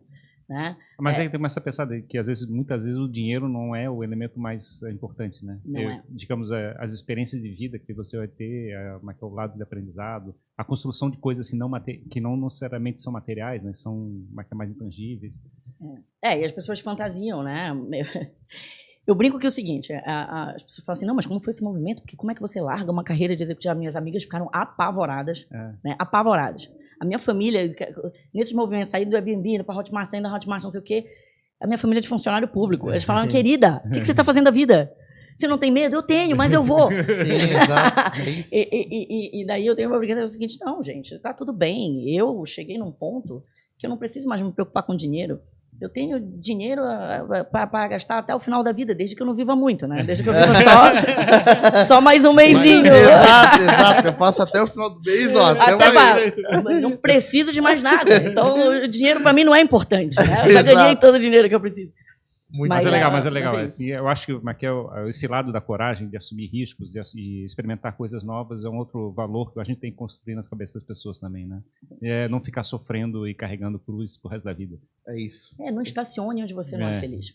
Né? Não estacione onde você não é feliz. A gente é acomodado, a gente fica lá, tá sofrendo e não tá acessando outras alternativas e tá estacionado e tá vendo que o negócio não vai. E nesse processo que eu tenho feito de mentoria, as pessoas chegam exatamente assim.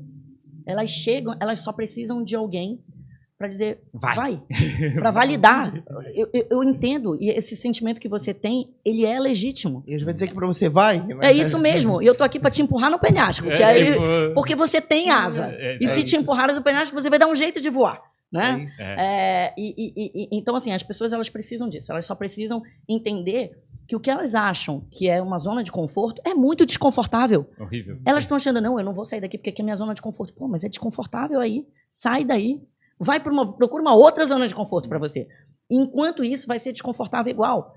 Né? Mas o recado é não estacionar onde não está te dando o propósito. É isso. Obrigado, Maitê, pela tua vinda, né? Por tantos recados, tantas boas mensagens para a galera que nos acompanha. O pessoal vai lá te seguir, vai te mandar directs. Marcar em meme. Pedir conselhos, marcar em meme. Mandem memes pra Maitê. Marquem meme. É isso aí, muito obrigado. A gente com certeza marca um... Estamos lembrando do meme do sábio, que ele chega e pergunta como é que você faz para conseguir ser sábio, assim, porque eu tomo boas decisões, né? Aí ele fala, né? Tipo assim, como é que você faz para aprender a tomar decisões corretas, assim, cometer um monte de decisões erradas. É isso aí. É isso. Muito obrigado, então, né? Tá sempre convidada para voltar aqui para conversar com a gente. Eu que agradeço, pessoal. Um papo incrível. Passamos muito aí de 1 hora, né? Pelo visto. Eu não tenho, tô com medo de olhar o relógio. Eu também. 2 horinhas. Olha, tá vendo? Meu Deus do céu. Mas adorei o papo. O trabalho de vocês maravilhoso. Sigam 340 podcasts, isso daqui vai muito mais longe. A gente está a caminho do 1000. Então, exatamente. Obrigada pelo convite, é um prazer enorme. Esse papo não vai parar aqui, com certeza. Com certeza. Obrigado você que acompanhou também a mais este episódio aqui no Jogando Pra Plateia. Se você ainda não segue a gente nas redes sociais, faça isso. A gente libera os melhores trechos dos nossos papos no Instagram, no TikTok para você consumir e se sentir motivado a assistir os episódios completos no YouTube, no Rumble ou em áudio nas principais plataformas de áudio. A gente recomenda assistir só 10 por final de semana, né? Eu acho que 340 e 34 final de semana ele consegue assistir todos os episódios. Exatamente. Né? Maratona aí os 340. Eu me dei conta de uma coisa, Ferreira. Daqui a pouco a gente vai ter 365 episódios, o que equivale a um episódio por dia do ano. É uma outra forma de assistir todos. Então a pessoa pode passar o ano inteiro assistindo um episódio por dia. Aí ela vai nos... Quer dizer, ela não vai nos alcançar porque a gente já vai ter feito mais. Então, vamos lá. Maratone. Corre. Lembra aqui do nosso... Os nossos apoiadores, né? Ao Lead Santa Catarina, que é nosso parceiro aqui, ao Davi Paes e Lima, a doutora Rebeca Reisen e ao Danco. São os nossos parceiros e ajudam a gente a viabilizar esse grande projeto que é o Jogando Pra Plateia. Certo, pessoal? É isso aí. Obrigado, muito obrigado e até o próximo episódio do Jogando Pra Plateia. Falou, gente. Obrigado. Tchau. Até mais. Tchau, tchau.